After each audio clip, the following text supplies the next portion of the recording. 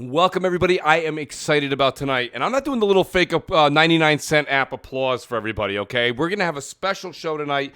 There's a lot that's been going on lately. As you guys can all see, that this is going to be a Stadia in review, and this is not just a one-time show either.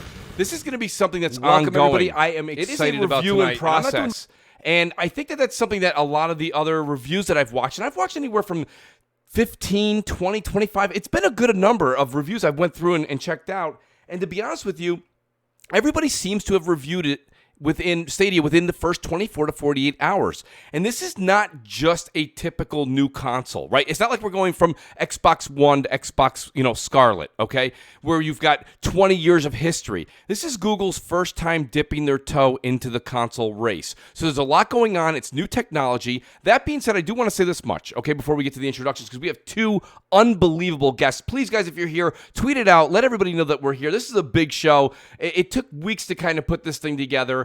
A lot of people always say, hey, Mooch, how can we sponsor your channel? We always want to help you out. Well, I went ahead and shout out to Crap Gamer who gave me the great idea. I went ahead and had the great Sean LeBray do some great emotes and different things that are exciting and really cool for the chat. I have the join button right there down right above the description, and you can become a member of the channel. I just started doing that. This is the very first show. So if you guys would be so gracious and you do want to support the Mooch, you can right there. That being said, I do want to get to our first guest here, and I got to be honest with you guys. So, this one individual, he just does amazing work, to be honest with you. And I'm not going to lie to you, his editing skills are through the roof. His talent is just, it's uncanny. Nobody can match him. I want to welcome Nintendrew, and I'm going to call him Drew. He said I could do that. So, Drew, welcome to the show tonight, buddy. You're not just, and the thing is I kind of want everybody to know who you are. We're going to talk Stadia tonight, because that's kind of how me and you, kind of linked up. We have a history also with the great Jay Hooft, as how I first met you. But to be honest with you, you have a huge Nintendo channel, and then you kind of piqued your interest in the Stadia a lot like how I did. You kind of want to introduce yourself a little bit to my channel, my group of folks that come in, the Mooch Maniacs, and let them know a little bit about your channel? Yeah, sure. You've given me quite an intro already, but yeah.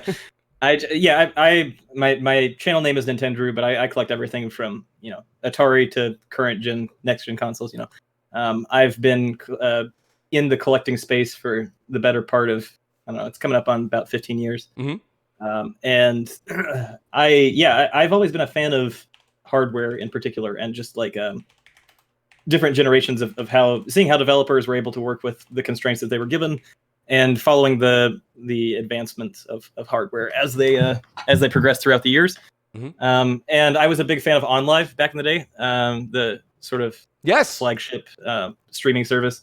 Back then I was in college, and so that was kind of a perfect scenario for me, that I had a way to play current gen titles while living on a college student budget, That was one of the things that when you first kind of mentioned you were getting into Stadia, that you said because you had such an experience with OnLive. That's something that I did not get to experience. I've got such a history in gaming, Drew, and we're going to get into a little bit of that from the very, very early stages. I'm actually pre-NES. I hate to say this. I can go back as far as ColecoVision. Let's not go there. But, realistically speaking, right, I've played all of them up. OnLive was something that just was foreign to me. So for you to be able to have dabbled with that and be one of the first to experience that, and now where we are today, that's kind of what I want the audience to kind of reel into and see the differences here.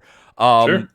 So I appreciate you being here, and I do not want to leave the great Dr.Wily, who is waiting here in the wings.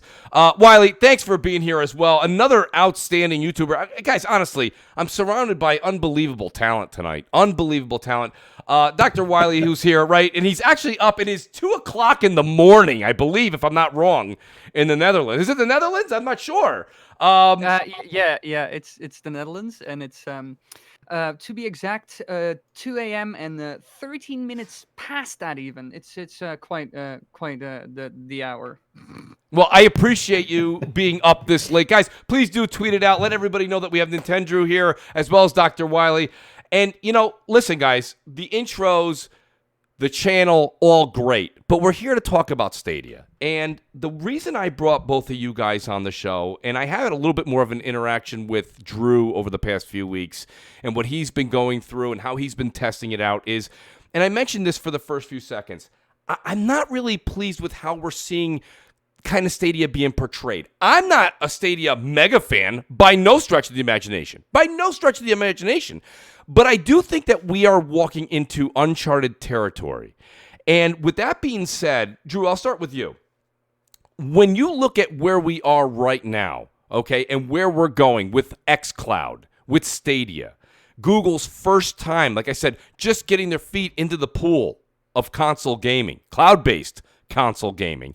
What is it that you kind of took away from as taking your unboxing? That was a great video you did, and then from playing it and enjoying it. And there's ups and downs, but can you kind of take everybody through how you wanted to get into Stadia and what the intriguing part of cloud-based gaming is to you? Sure. Well, I think you kind of hit the nail on the head. You mentioned that that xCloud is on the horizon. We've got kind of a closed beta there. Yes. NVIDIA has also started to kind of get their feet wet with GeForce Now. PlayStation's been in it forever with PS Now. Yes. Back when they bought out Gaikai shortly after, I think, the downfall of OnLive.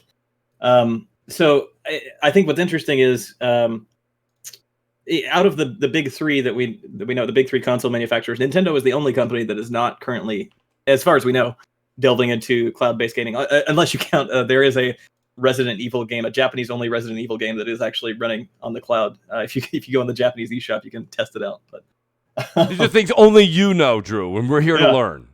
But for the most part, it's Xbox is kind of getting into it. PlayStation's been there in that space for a while. Nvidia's starting to experiment with it, and now we've got a new player with Google. I think what's interesting about the current state of discourse with Stadia is a lot of the dissent that I see tends to come from an emotional argument rather than actually people having tried the service and describing their experience with it. There's a lot of people who are invested in something like Stadia failing, and I feel like in a few different ways it's become sort of a scapegoat for cloud gaming in general. Right. People are kind of pointing at Stadia as the you look at people and they're kind of taking two different sides here. On one hand, they'll say like, "Oh, it's dead on arrival. There's no way Stadia will work. It's absolute garbage. That it can't function in today's world. We're not ready." Right. Right. And then on the other hand, they'll turn around and they'll say it's the apocalypse. It's the end of gaming. It's the end of physical games. Right. It's going to take away ownership, and it's going to spell the end of all of gaming as we know it. And I feel like that's an incongruous. It's not an intellectually honest position, I think, to espouse both views when you're saying that it's dead on arrival and it's certain doom for our current gaming landscape. So Well, let me pose looking forward to exploring that more. I want to pose a question to both of you, and you know what, Wiley, this is not going to be a roundtable discussion. This is actually just going to be a chime in whenever you want. I want to pose this question to both of you guys and tell me what you think. There's not one product on the market, no matter what we want to talk about, that really has a monopoly, and you say that's the one company, except for probably Power here in the States anyway, in your respected areas. There's always one, but there's not many products out there where there's just one and they own it. So, me coming from I'm a huge Xbox fan, love Xbox, xCloud, and it's got such promise. It's got such, I think, backing by a lot of the gaming community.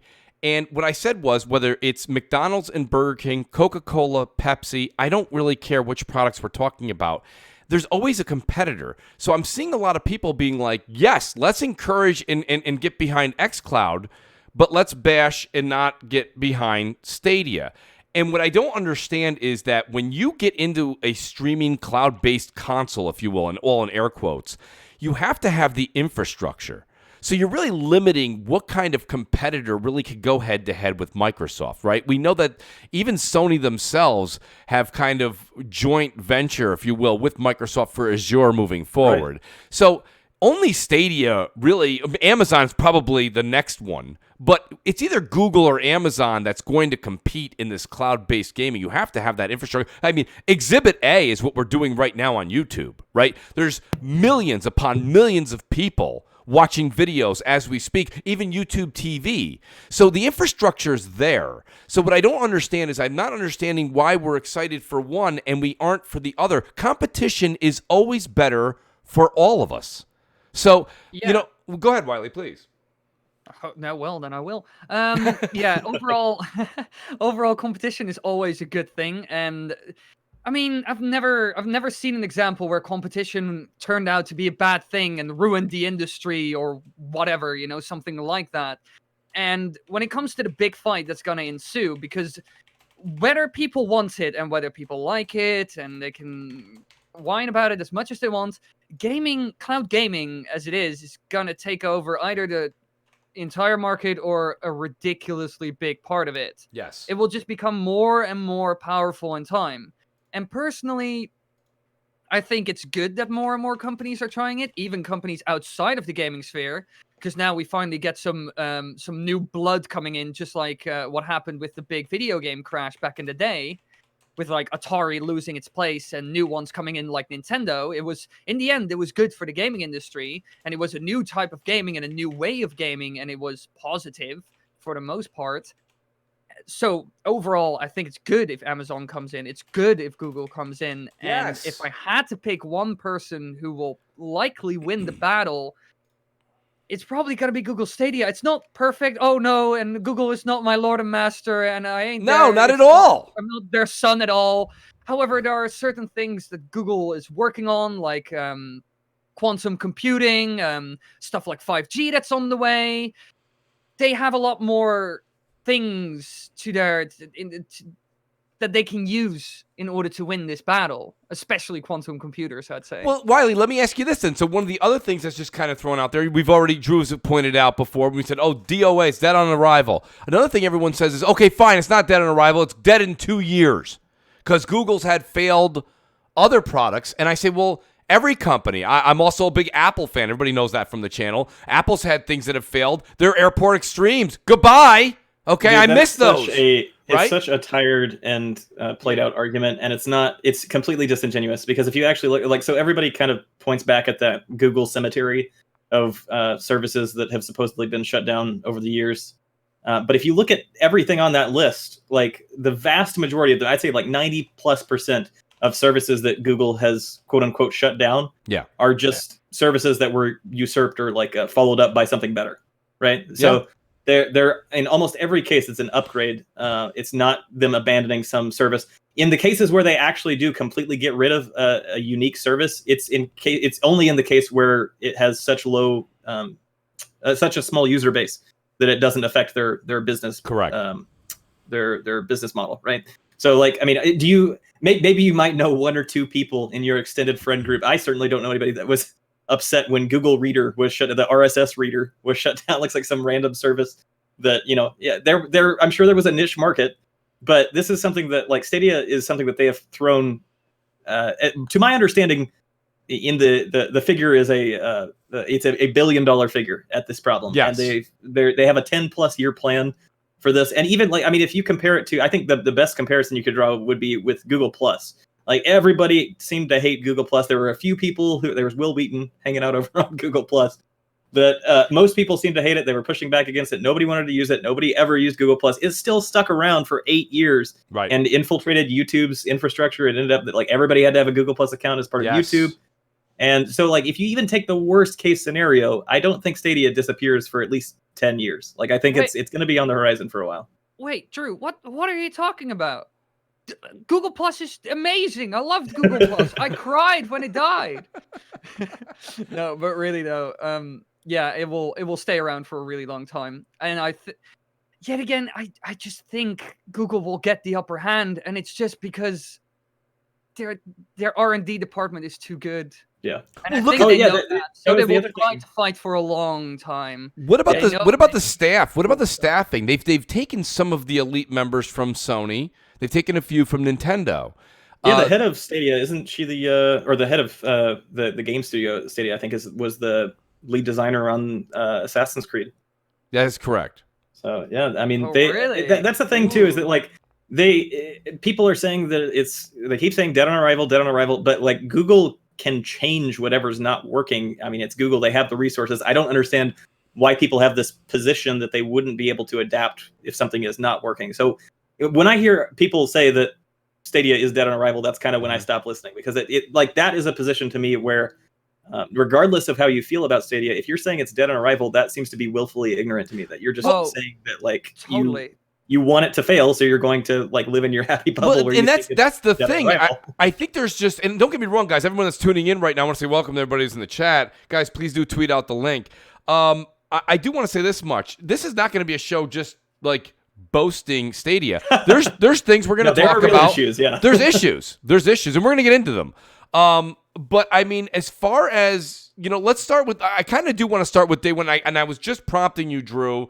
And Wily, I want to hear your first impressions as well. But going from day one to where we are today, has there been anything different that you've noticed in the control and the quality of Stadia? Oh, totally. My lord. All right, this is kind of how my day one experience went. I got it in the mail. I was quite excited because I was like, this is new technology. I think it's interesting. So it captivated my imagination, So I thought, all right, day one, I want to try it. So I instantly hooked it up and was like, let's go. I want to play. And I hooked it up to my Wi-Fi. Right. Now, what the thing is, the Wi-Fi in my room is very spotty. And I can't even play Mario Kart online. It just disconnects me and it bugs and it's very slow, latency, the whole 9 yards. Right. It isn't good at all. So I started playing Stadia with that. And of course, it ran pretty bad. So it's like, all right. I was hyped, so I was losing hype at that point. I was like, oh, this is not that good. And then I found out, hey, wait, on the Chromecast, there's also an Ethernet cable. My Ethernet is just as good as my Wi-Fi. It gets the same speeds. So I thought, all right, I'll hook my Ethernet up. And it ran like an absolute dream from that point onward. And even when testing it with my Wi-Fi downstairs, where it isn't spotty and is actually reliable in some way, and even when using 4G on my phone, it ran pretty good. On 4G, it was lesser quality, of course, but it ran quite well for 80% of the time. Yes. I got more and more impressed. I started playing a lot of Destiny on it in my free time. And a couple of days ago, I've bought Metro Exodus for $20 because it was on sale. And I was like, yes, please. And I've been playing that way too much for the past 6 days. And I love it. Well, I think what's interesting there is that, like, because my experience with the first couple days was almost the polar opposite of yours. My entire review, I did with the Chromecast connected over Wi-Fi, and I honestly didn't have a hitch. Like, I was telling Wily before the show, I think maybe in the weeks that I've used Stadia, I think I had 2 stutters in the entire time that I can remember that lasted for less than a second. And I think part of that is. And this raises an interesting point too when it comes to the early reviews, is I think there's such a disparity between different people's experiences. I mean, there was that one video that kept on rolling around Twitter of the guy who was jumping in Destiny, and it took like a full second for the character to jump afterward. And I was seeing absolutely nothing like that. And so the question then becomes, okay, is this a problem with Stadia's infrastructure? Is it like, where is it going? Because when you have any cloud gaming platform, there's like so many different variables. There's so many different points of failure, right? Yes. But I think in the end, my impression is that most of these issues that people have had after launch, not talking about like the getting codes and all that stuff, like that was a nightmare. But I'm talking about like the actual, like the functionality of the platform itself. I feel like 90% of issues that any people have had have boiled down to local settings within their network configuration, like their router settings and that sort of thing. So as my own personal testimony, I have dirt cheap internet. I could not get worse internet in my apartment complex. I pay $45 a month. Mm-hmm. But I have a good router. I've paid, I think it was close to $100 for a good solid router. And I know the ins and outs of how my network works. I do things almost by second nature that other people might have no clue about, like setting my network traffic priority to the Chromecast, where like the Chromecast is going to be the highest priority of whatever connects to my router. That's that sort of thing. Where most people might not like, and I don't think about that because if I get a new piece of tech, like that's something that's kind of on my checklist. That's what I do in part of setting it up. And there are things like that some people might not think about. I recently saw, I think it was today, there was an updated review for Stadia out of Forbes, where the guy had said, like, yeah, we reviewed Stadia in the first couple days that it was out, and it was absolute garbage. And then we were working directly with Google, and I found out it was my Osmi Wi-Fi mesh thing that was causing it to to have issues. Yeah, the great Paul Tassi, and I'm a big fan of Paul's, by the way. He did a great follow-up article, and he said exactly what you're saying right now. Yeah, and I think, to an extent, that is Stadia's problem, in as much as it's a problem for them from a marketing and a business perspective, that people are going to have wildly different network situations, different network configurations. Yes.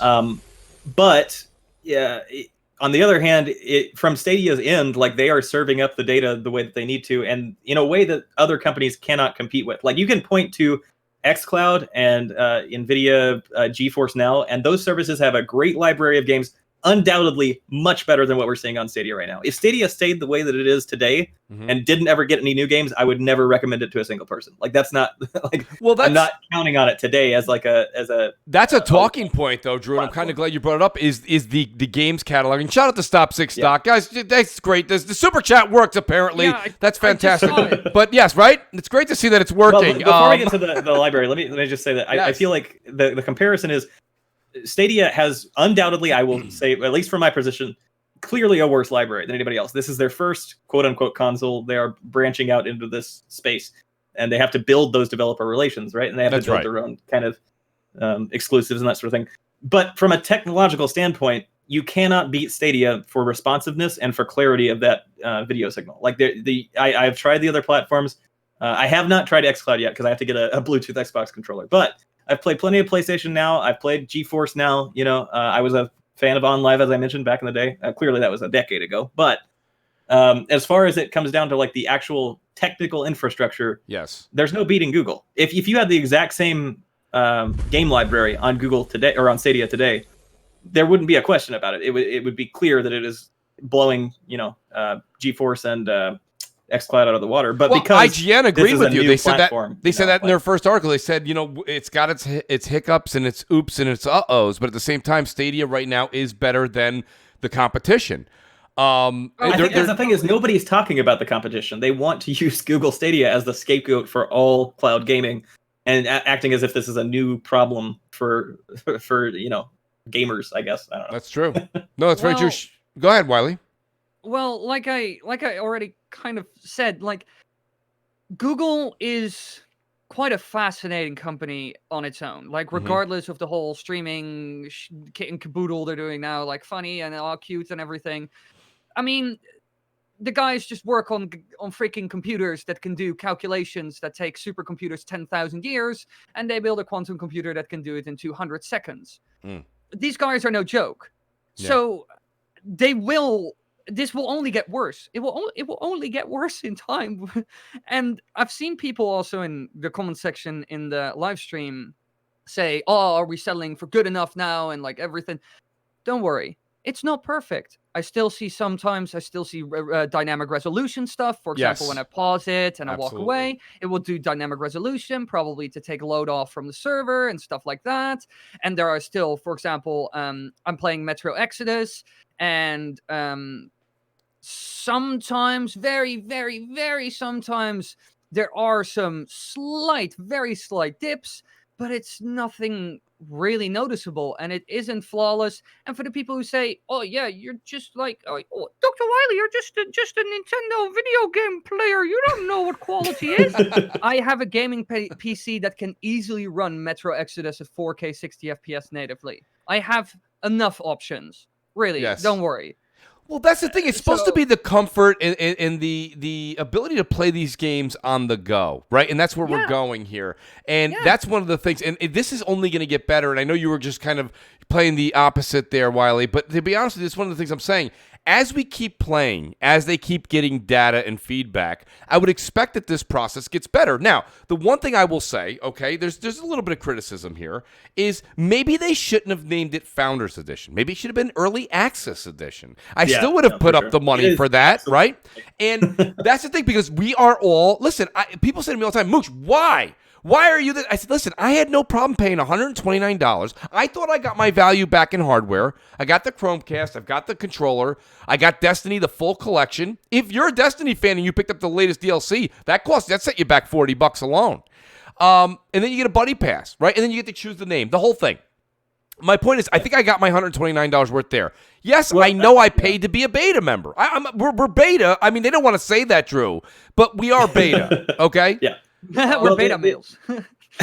I think the difficulty that they have, Stadia has a problem of marketing right now, because Absolutely. even still today, people don't understand that they are going to release early next year a free version of the service. People think, like, I still see people constantly running the same argument that, like, oh, you got to pay monthly and then also pay for the games. That is not true.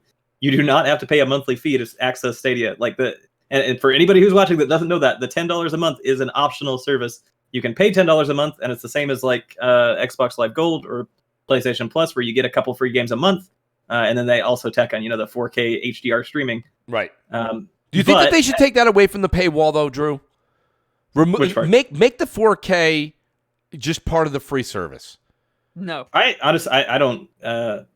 No. It doesn't really affect me that much. I mean, I don't think it does either. But Wily, and here's the reason I say that: people are going to use this against them for a while. Right now, until they actually have the $9.99 service come down from $120, because right now for $9.99, there's no Xbox. We do make that correlation to Xbox Live and PS Plus, but we're all getting Xbox Live for $60 or less a year. Yes. So. But on the other hand, I'd like to point out that Stadia is the only platform of the, I guess if you want to call it the big four now. Stadia is the only platform that is not charging a monthly fee for online multiplayer. Nintendo started doing this with the Switch, so now all the big three are all charging for online multiplayer. Right. Stadia, you can buy a game for MSRP or buy it on sale, whatever, and you can play it online ad infinitum, however you want to put it, and not have to pay for a monthly fee. Like, people are framing this as if you are paying to rent a game. You're paying full price to rent a game. Flip the script. Look at it the other way. You are paying a finite amount of money to have a lifetime license to rent out Google's supercomputers. You know what I mean? Like, you are paying a single amount of money to be able to have infinite use of their hardware. Like that, it at least can be argued from both perspectives. It's not just clearly a lower bar for value. Exactly that. It's personally, I have no problem with like the $10. I really, it's like, oh, but you pay 10. You pay 10. You get what the hell are you talking about? You get 2 free games a month. What the hell? Yeah. I got, for example, this month, December, I got Farming Simulator. Not really my thing, but okay. And I got the Tomb Raider collection. In total, if I would buy that on Stadia, and even if I would buy that on Steam, $60 to $80. Yeah. Sure, Yeah. like, oh, I paid 10 quid and I get that. Oh, yeah, wow, that's a terrible deal. I'm going to cry in my room now. No, it's I don't really have a problem with it. It's not terrible. People also forget you get 2 games a month with it. Yeah. Well, I can tell you what they need to do to turn around their marketing at this point. That's what I need to hear, Drew.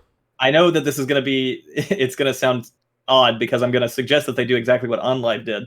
But we all know that OnLive didn't turn out so well. But I think Google is in a much more fortuitous position than a little startup company. Absolutely. That nobody knew about, right? Oh, yeah. Absolutely. But what they need to do, the reason that I got into OnLive in the first place, and I think a lot of people got into OnLive back in the day, is because that was right around the same time that the Humble Bundle made its debut. And if you look back at the first 3 or 4 Humble Bundles that launched, they included Steam codes, but they also had, for no extra charge, OnLive codes for the games that they were selling for the first 3 or 4 Humble Bundles. And so I came into the Humble Bundle saying, oh, this is a great deal on, a great selection of games for however much money I want to pay. Pay $1 if you want to for this great set of games. Yeah. And now I see in my little library page, it says, OnLive code. And I was like, oh, OnLive, what is that? Go check it out. Say, oh, I can play these games. I can play, Assassin's Creed Revelations on, a university laptop, a university issue laptop. And I was like, oh, okay, that's interesting. I can try this out. I'm a college student at the time. I was like, I have unlimited Wi-Fi. Let's check it out. It cost me nothing. I've already bought the games. So I think that's what Stadia needs to do, is they need to at least, like, some people have suggested pulling something like Fortnite onto, aside from the memes, pulling a game like Fortnite onto Stadia where people could. It needs even if Fortnite, it's though. just It like- needs something. And I'm not saying that you have to like it, Drew, or I have to like it, but it needs something that's just that household name. And the one thing that you just brought up, and I believe it was IGN that did this, it did an opinion piece, and I thought it was interesting. It was before Stadia came out. They said what people are not thinking about, or really not like branching their thought process on this, is that colleges, okay? Yeah. College is really that where is what Stadia I've can heard. blow up, Sure, right? yeah. You know? there are so many places it could potentially blow up. I think for now, when it comes to like Nintendo, what am I talking about? Google's plan is, I think it's a long-term game they're playing. They're not for sure. like Drew already said. They have a 10-year plan. This isn't, oh, we're gonna do this. We're gonna take over the whole gaming scene in like a year. Right. No, this is just biding their time, making their service better and better, staying a little bit sort of low key on the background, and slowly rising up like some piece of driftwood that's put at the bottom of the ocean, like coming up slowly and slowly through all the clutter and all the shit and whatnot. Well, the And- concern is they don't want to have another Google Plus on their hands, where it's No, just no, got like no. a Oh, they bad don't want press that. from the start, and just kind of that's the undercurrent for the rest of the. Yeah, they just the fell. life A community. boulder just fell on the driftwood and it stayed there forever. Yeah, Right. that's kind of what So happened. one of the there. things, guys, that I bring up weekly when we just kind of, any kind of Stadia discussion comes up in the chat is I do think this is what we're going to see. I think you're going to see Google play dirty.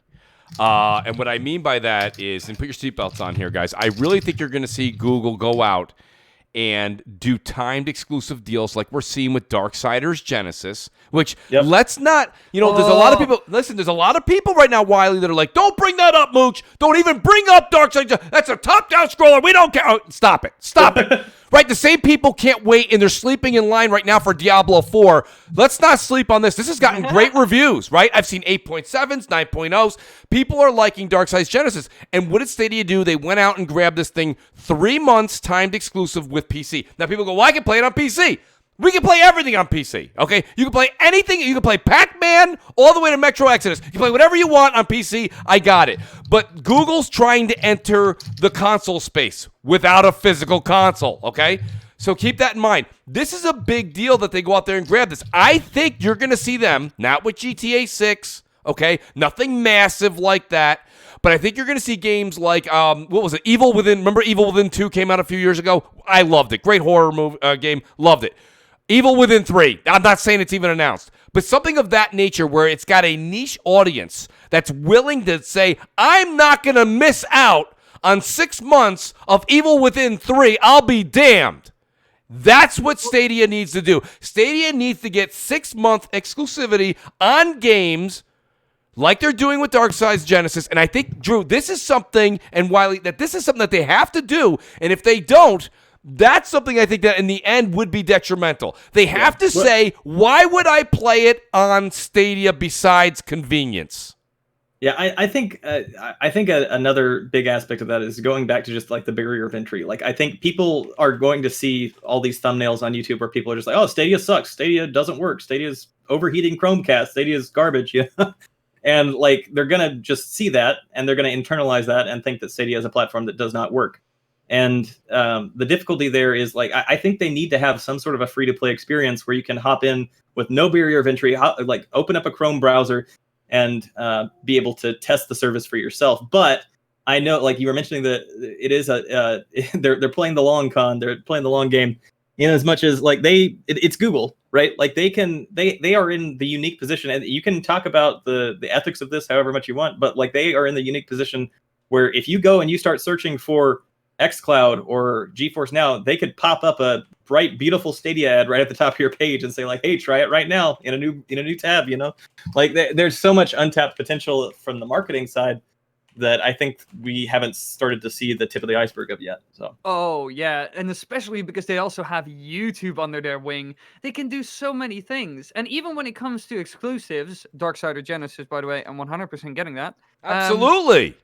My God, it looks so good. Oh, I pre-ordered trailer was also the so Switch funny. version, the $400 ridiculous collector's edition. No, I'm not gonna get the collector's edition. I have a wallet to care for. But they could Fact. still get some really good exclusives, I think. If Google really wants to, they could get GTA 6. They have enough money. They could play that hand. It would be an expensive trick.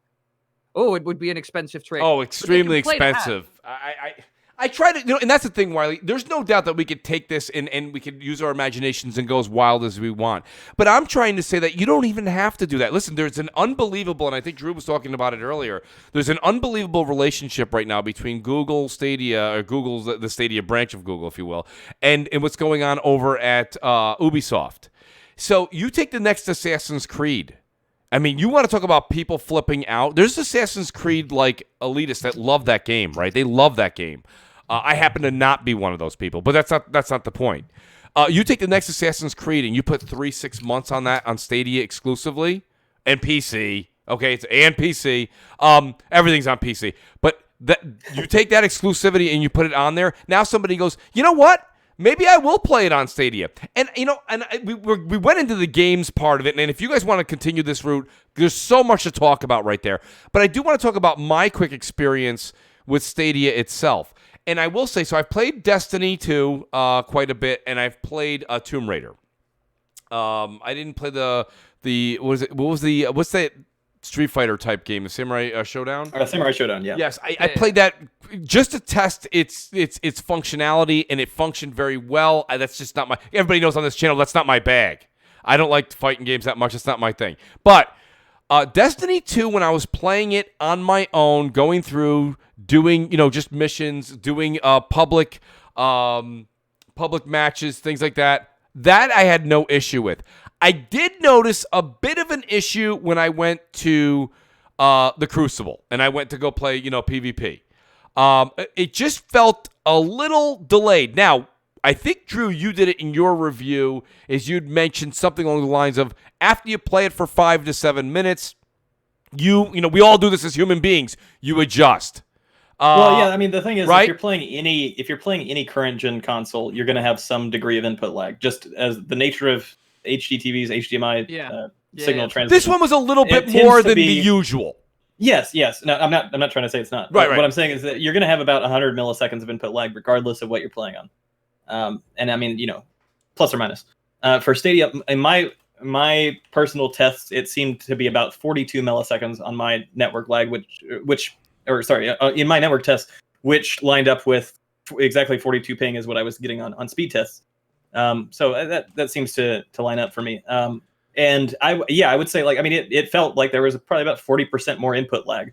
But if you are like a core kind of casual player, if you're not somebody who's very attuned, you're not playing these fighting games competitively. If you're just playing your Xbox and you don't notice input lag on your current gen console, you're probably going to be fine with Stadia. Like, that's what Google's trying to reach, is the casual, right? So, and that's the other thing I said, Drew, is that I'm not playing this to play. If I'm playing competitive, and Wiley, you said it best. You said you have a PC, you have a rig that you've built. I built a PC, right? If I'm playing competitive, I'm playing on my PlayStation, my Xbox, or the PC, right? But in all honesty, I travel a lot for work. I say this all the time on the show. For me personally, and I know, oh boy, I'll tell you.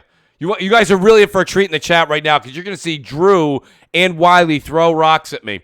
I've always taken my Switch on the road, and that's great. And I know now we're getting a lot of third-party support as of late, but like I was taking like Breath of the Wild and Mario Kart for the longest time, especially early on in the Switch years. You guys know that. Like I was saying, and I was like, I would love to be able to play Destiny on the road.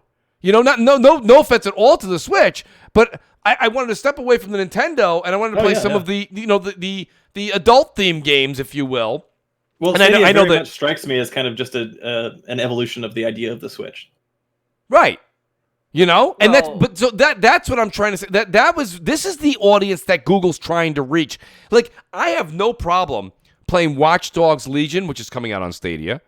I have no problem playing that on Stadia and not playing it on Xbox, because that's something that I can do when I'm on the road, and it's a single player experience, Well, here's the thing too, is like, I mean, that is a very valid use case, and that's something that they're trying to market in their current materials, is just the ability to play across any screen in your life is kind of their marketing terms that they've used. But to me, just in my position, I've got every console I need. I don't have, I don't need Stadia out of necessity of having like a I already have current gen consoles. I Right. don't need a lower barrier of entry to get into current AAA gaming, but I will still buy games on Stadia. I'm going to buy Cyberpunk for sure. I know I'm going to buy on Stadia because I can get. First of all, let me give a little backstory. I have an Xbox One and a PS4. Yep. I haven't bought into Xbox One X or PS4 Pro because I haven't really felt it hasn't been worth the money for me to upgrade for that 4K experience.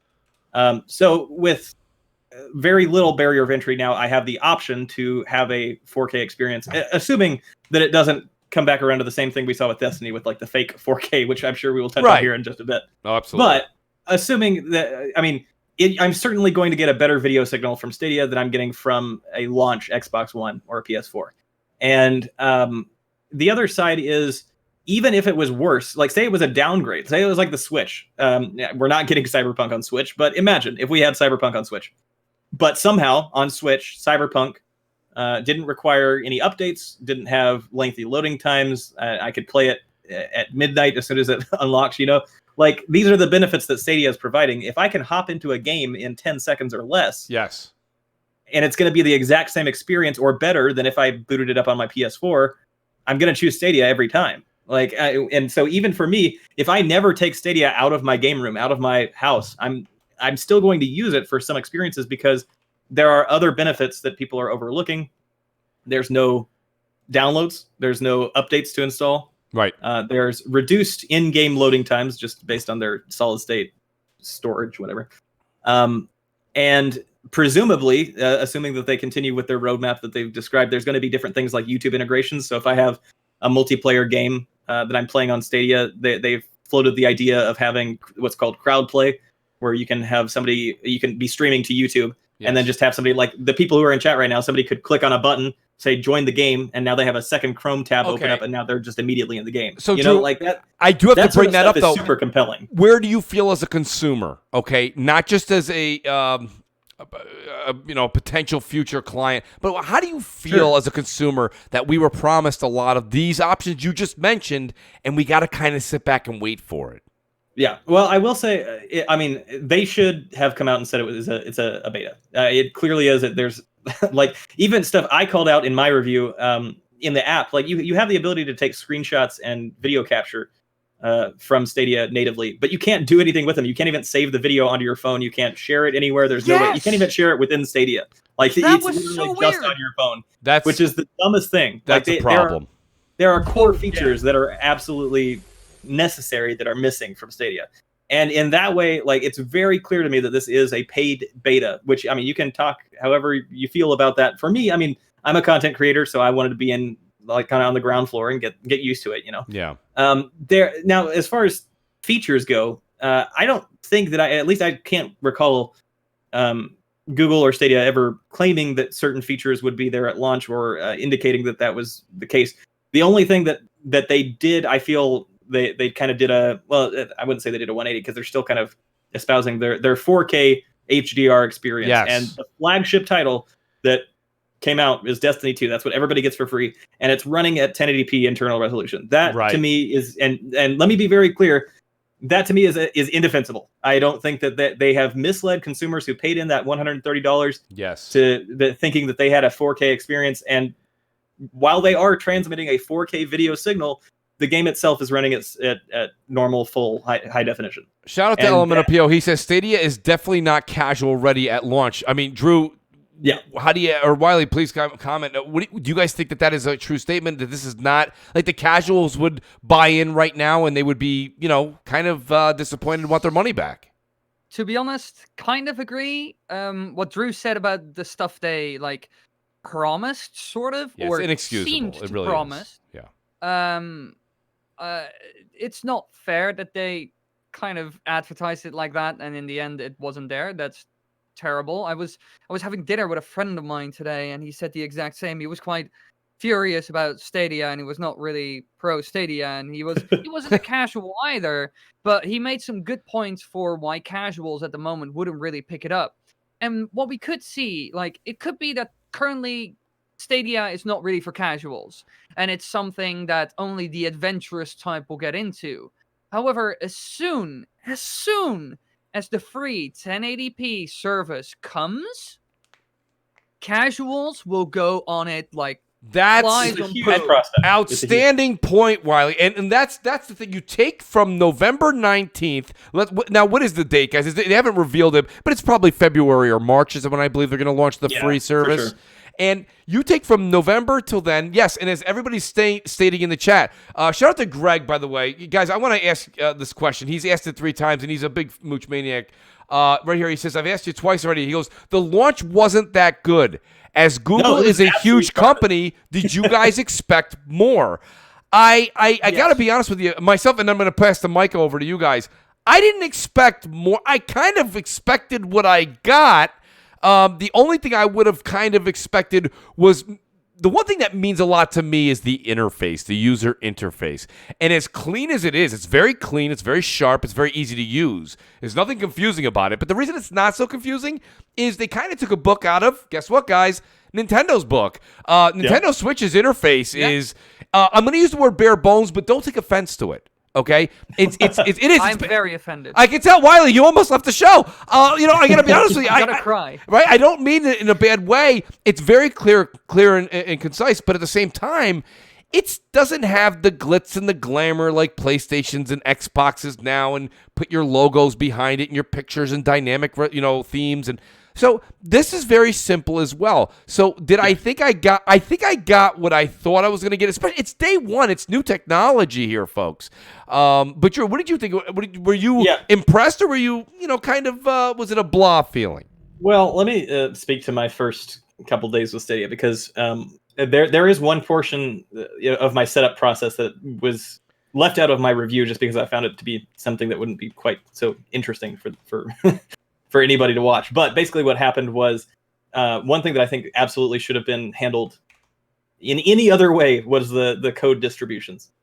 People were waiting up to 72 hours, I think, after the launch to get their codes to actually sign into the service. And yes, one thing is I think it absolutely should have been just a code included with the box. They had to wait for emails. But then even then, it's Google. Why can Google not send out, hey, let's be generous. Let's say maybe they sold like, what do you think? Like 200,000 units of the Founders Edition. Like, even if that was the case, like, can they not send out that many emails within a day at the very the right? At least they absolutely they just bungled the entire rollout of code. So from my perspective, I had for those in the audience that don't know, I was sponsored for an unboxing video for Stadia, and so they shipped out Stadia, the Founders Edition, to me one day early. It was on November 18th. The service launched on the 19th. And so I had it in hand on the 18th, but the service was not set to go live until the 19th. So I was able to record the unboxing part, but I couldn't really get everything set up until the second day. The second day rolled around, and I was told that they were going to be sending me a code in the email that morning so that I could start recording. A few hours passed by. I don't see any code at the time they told me it was come in. And I messaged my contact at Google back, and I say, like, hey, where's my code?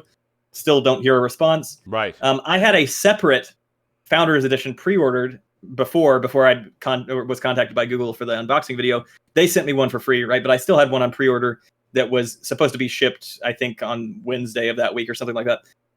I got the code for that copy before I got the code from the sponsored copy that they're the sponsored unboxing video that they were. That's kind of a fiasco. Yeah. So, yeah, like, I finally got later in the day. I said, like, hey, I ended up having to just use the code that I got like 7 hours later for the one that I had pre-ordered, and they were like, oh, we're so sorry. I guess we just forgot.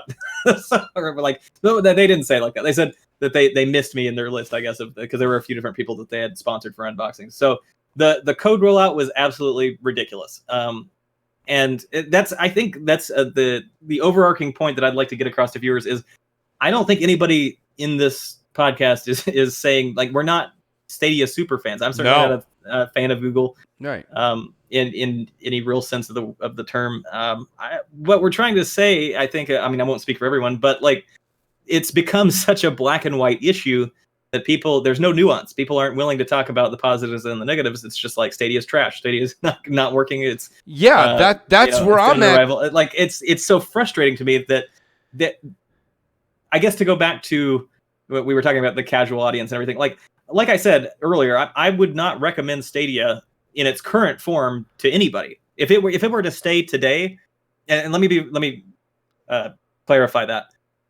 I would recommend certain people pick it up today. What I'm saying is that if it were to stay stagnant, if we just had this library of games, or even just be generous and say like a similar library of games as it continued, I wouldn't recommend it to anybody. Right. I don't think that in its current form, Agreed. it's ready for a consumer launch. But I think Google was very deliberate and understand what they were doing, not necessarily with the launch code fiasco, but with the design of the sort of soft paid beta launch, because they know that no matter what they do, people are going to be interested in whatever they're working on. So they put a paywall on it so that like you have to get the controller in order to be able to access the service early, because they wanted to be able to stress test their platform. This is the first time they've done something like this. In the same way, I think that's also partially why they didn't include the codes with the boxes. Okay. They didn't want people to get them at different times, and like it was kind of an unknown for them. I think they liked having the control of knowing like we'll be able to press the button and then we'll have a predictable amount of people on our service at one time. Yes. And to speak to that, the only time that I did notice stutters in the game, like that I mentioned, I think I saw 2 in the time I was using it, but those 2 moments were on launch day, on the 19th, when it was up for everybody. Or actually, no, sorry, it was the day afterward, because the code fiasco, like almost nobody was on there on launch day. It was the day afterward that everybody kind of started getting their codes. And then that was when I noticed a little bit of fidelity dropping, come to the 3rd day, and everything was fine again. So I think it was a matter of kind of the growing pains of like everybody kind of getting on at once. And I think that's part of what they wanted to avoid. So if they had just launched Stadia as a consumer product, nobody had early access, and it was just kind of like ready on day one, it would have been 10 times the disaster. Like they would not have been able to handle that, So the one thing that kind of bugged me about the launch, and it's something that you don't hear most people say, is guys, again, I'm an iOS user. I have a lot of Apple. I do have a PC that I play my games on, of course, everything like that. You use iOS? Yeah, I like Apple. I know, it's crazy. I know. Well, forgive me. Where's Steve Jobs when you need him? Steve, we miss you. Listen, I just want to say this much though. Like, I have my iPhone, I have my iPad. I've got devices like this that I wanted to play Stadia on. And, I blame Apple a little bit more than I blame Google here, because Apple doesn't let anybody on their platform until it's completely like, foolproof, like it works, period. So, shout out to, and I want to see who it was. Somebody had actually written me here in the chat, and they'd said to me, I think it was Artie, he said, Mooch, are you using a Google Pixel? I don't have a Pixel device. I thought about maybe going and picking up a Pixel tablet, but I'm a little bummed out that I don't get to play Google on the go with 2 things. I need a Wi-Fi. I can't use my cellular service, and I can't use any. I tried it on cellular, and it didn't work at all. All right. Hey, I have used it on cellular. Yeah, he has, and it did work for him. All right. This is the moment. This is my time to shine. Oh, let me know, Wiley. Let us all know. This is breaking news. All right, I got a couple of points actually. But I'll start with the 4G thing. All right. What I did is I ended up testing it on 4G, my Wi-Fi at home, and then my Ethernet cable at home. What I did in order to test my 4G is I turned my phone into a hotspot and then hooked up my PC to the hotspot of my phone. That way I was using 4G for all my internet usage on my computer. I unplugged my Ethernet cable. It was the only option it had. So what I did was I ran a couple of tests with 4G, Wi-Fi, and Ethernet cable, and I found that 4G runs. I put it at the lowest setting you could do in the app, which is 720p 30 FPS, which is meant for more traveling and like not as good internet. I was getting around 10 to 15 MB per second download on my phone, because I tested that beforehand, and overall the game ran quite well. 80% of the time it was smooth sailing and it was all amazing. And then 20% of the time there were some slight dips, or I saw some artifacting from dynamic resolution. So overall, the 4G experience was pretty decent, to be honest. It wasn't bad. Another point I really want to mention is I did get Google Stadia from Google as well. However, I was not paid by them. I can say that Google needs to die in a fire. I can I can say YouTube is absolute trash and they don't pay me enough.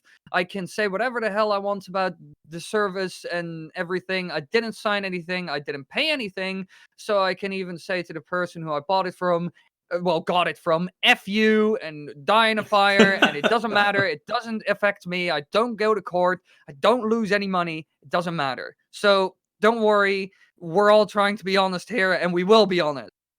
And now for my final point, which is the thing that probably irritates me the most about this whole situation. I go on YouTube, a glorious platform to watch my favorite videos from a lovely, lovely content creators like Nintendrew and Dr.Wily and Mooch. Subscribe. Then I see thumbnails like I know a couple of channels that have done it. I'm not gonna call them out because I don't want to start beef because I actually quite like them. They're nice people. But I've seen videos where it's like, oh, this is garbage about Google Stadia, or the controller is absolute horseshit. And then I click on the video, I watch the video. I'm like, all right, why is it so bad? I haven't noticed anything wrong with the controller or wrong with the service that much. Why is it the worst thing ever since I don't know what? And then I get into it, and it's like, oh yeah, the controller is quite good quality, and this is good about it, and this is pretty nice, and this is pretty good.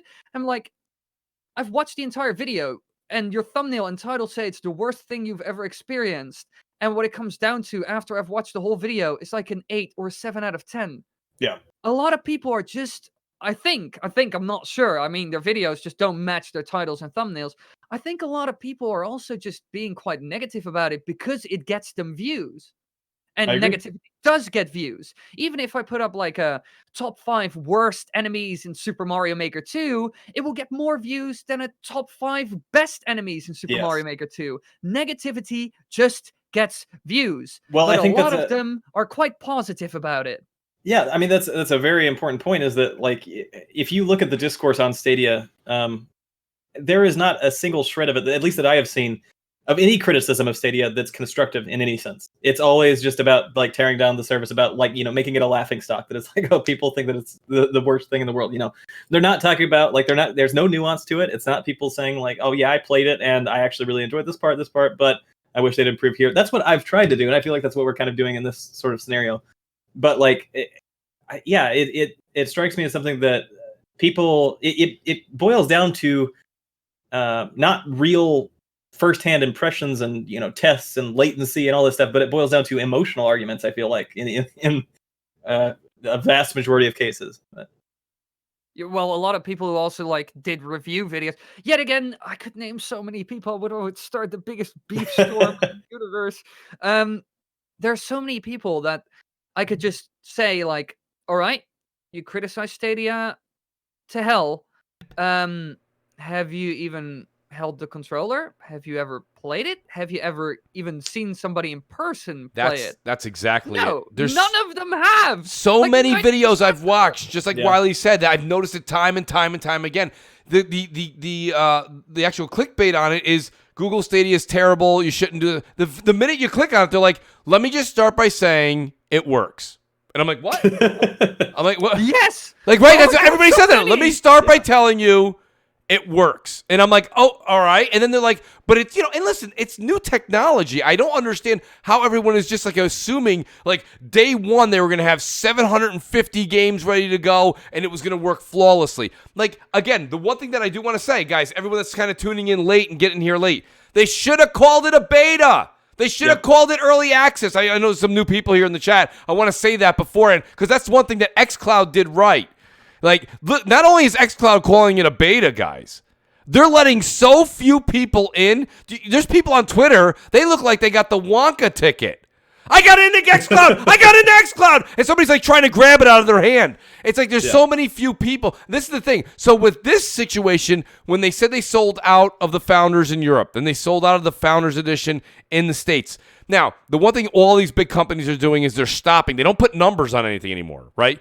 So we don't know. There's a rough number out there that says there's 250,000 people on Stadia right now. That's probably more than xCloud. So We don't know how much, and that's just the Founders Edition. That's not necessarily, Yeah. and that's a rumor, guys. I don't have the number, but people are saying that's what they're going based off of the app downloads. Well, I would like to make a quick hey, yeah, that's disclaimer. actually quite a good argument to make. App download is probably semi-reliable Right. on Yeah, that's what true. it actually is.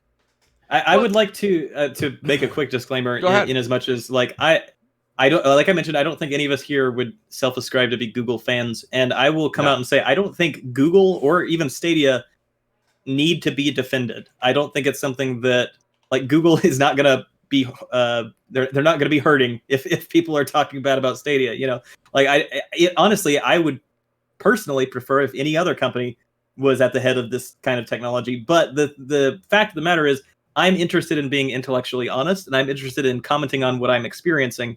And as far as the hardware, or not the hardware, as far as the experience, the technology behind Stadia, it works. And if you're seeing this stuff, like if you look at all of the technical issues that people are pointing to, well, first of all, if you actually talk to people who use Stadia, my experience is at least the vast majority of people on Stadia are having a fine time. Yeah, there might be some issues here. There are real issues that should be called out. I don't think for a second you can defend Stadia for the 4K bait and switch, I'll call it. I think that's garbage that they should have addressed. I still don't think there's an official statement from. I mean, there was a statement that non-answer where they pushed it off on developers, right? And I think that's garbage. But Drew, what's up? I'll give them one point with the fact like shoving it off to like developers. I don't know how much control Google has. I mean, they're setting it up on supercomputer servers. I don't know. Well, that's the question: is are they being truthful about the actual power of the system? Because it does seem odd that it's not on par with PS4 Pro and Xbox One X when they've claimed that it has more computing power than the current two. That's a very valid question, Drew. That raises concerns about the ease of porting games to Stadia, and so I think there's legitimate criticism to be made there. But when you're talking about the actual the functionality of the service as it stands today, it works. I mean, you have that one review. I can't remember what the outlet was, but there was one guy. There was that video that was spread all over Twitter of the guy like jumping in Destiny, and it took like a full second for him to jump. But he's playing this. It's his first impressions on one of his, like, he's in an office. He's in a crowded office building. Maybe there's 50 to 100 people in this building on the same Wi-Fi network. Like it's not even close to an optical or an optimal use case. Like you take it home. Like try it at home where most people are going to be using this service. So I think if you, well, I'll give you guys some time to speak on that, because if you will indulge me at some point, I'd like to go on a bit of a tirade for the whole. I only have one thing to say about the whole, is Stadia really good? If I would have to describe, this is also how I did it in my review, and I think it's a pretty good way of telling you what the experience is like. A lot of people either said, oh, Google Stadia is going to be amazing and it's going to be a revolution, and there are also a lot of people who said this is going to be garbage and it's going to be the worst thing ever invented by man. But in the end, it's just pretty darn good. That's all. It lands in the middle. Like it is in the middle. Well, you know what? I would say slightly higher than the middle. Let me ask you guys this question. It's a fine service. Let me ask you guys this question really quick. And shout out to Saltiest Gaming. Shout out to Salty. Salty says, wasn't Stadia supposed to have 10 T-flops? And that's what we're talking about right now, Salt. Yep. Is that right now we're not seeing that output from Google. And for 10 T-flops, right, this thing should be beaming through in 4K if you have the internet capability. Exactly. Right. And then, here's a question for you guys, too. Drew, this seems to be a little bit more up your alley, but Wily, you can comment as well. Elemental says, Mooch, it's Unix. Is that the best OS for a multi-million-dollar service? I mean, what's your take on that? Maybe they shouldn't have gone that route. Maybe that's what's taking developers so long to move these games over. Yeah, I get the point, though, because it is, like, you got to remember, after all, we're going from, like, oh, yeah, we're designing hardware based on NVIDIA stuff. For example, the Nintendo Switch is based on NVIDIA stuff, which has a lot of developer resources because a lot of games get made with NVIDIA hardware in mind, or AMD hardware in mind, which is like consoles like the Xbox and PlayStation as well. I'm not sure about that, but I know Xbox runs on like AMD stuff. I And a lot of consoles run on AMD stuff in the end. Only Nintendo does their own proprietary chips and all that stuff until they moved over to Nvidia with the Switch. And all of a sudden, we're going over to like server hardware, which is like a whole different beast. Those things can have like 2 CPUs, which is already like mind-blowing on the other hand, comparative to all other devices that we know that just have 1 CPU and run on 1 CPU. And they have their own OS that is very different. Like they don't run on normal Windows, but they have like a server-based Windows, for example. Well, let's be very clear. If you're buying into Stadia now, you're not buying in for what it is right now. You're buying in for potential. That's exactly it. You're going to have to decide whether that's for you or not. So in my case, I recommended in my review, if people are interested in building up a library of titles, if they think that Stadia, the promise of what Stadia might be next year, if they find that to be enticing, if they think that that's a good offering, maybe it's for you. Maybe if you have the expendable income, you can hop in now and start building up a library of free games. Otherwise, this is very much right now, it is a closed paid beta where people are paying in for the kind of bleeding edge of technology. Right. So, yeah, I mean, it isn't for very many people right now. It's for people like us that are going to go talk about it. Well, I'll tell you this. Let me go one step further with that, with paid beta. You know, and there's a lot of Xbox fans that are here. Guys, you guys know this. We're still in a UI beta on the Xbox One. Right? It's changed every 6 months. So, you know, where is it that you say, okay, here's a lot of times, myself included, okay, we get on talk shows, you're doing a lot of podcasts, and I'm my channel, nothing compared to Nintendrew and also Dr.Wily, right?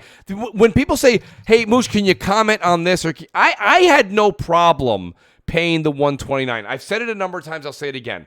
The controller and the quality of the hardware that we got, I thought was very good. And even people that are negative on Stadia, go watch their reviews. Even the ones that are fully negative, not the ones that are just negative in the title and then they say they liked it in the video. But like the controller is actually a heck of a good controller. It's a well-built controller. I'm holding my hand right now. It's very good. Right? It's great. I've actually used the controller, like, because you can hook it up with it's a great controller. And I've used it to it reminds me a lot of the Pro controller.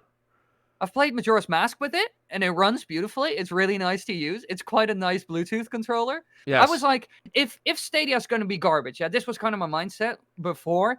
If Stadia's going to be garbage, I still have a really good-looking, nice controller, because I already played with it at E3. So I knew I was getting a good controller, so I was like, epic.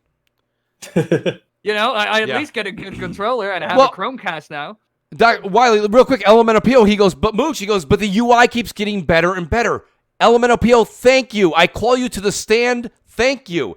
That's my point. Here we are in cloud gaming. We're really at the very beginning.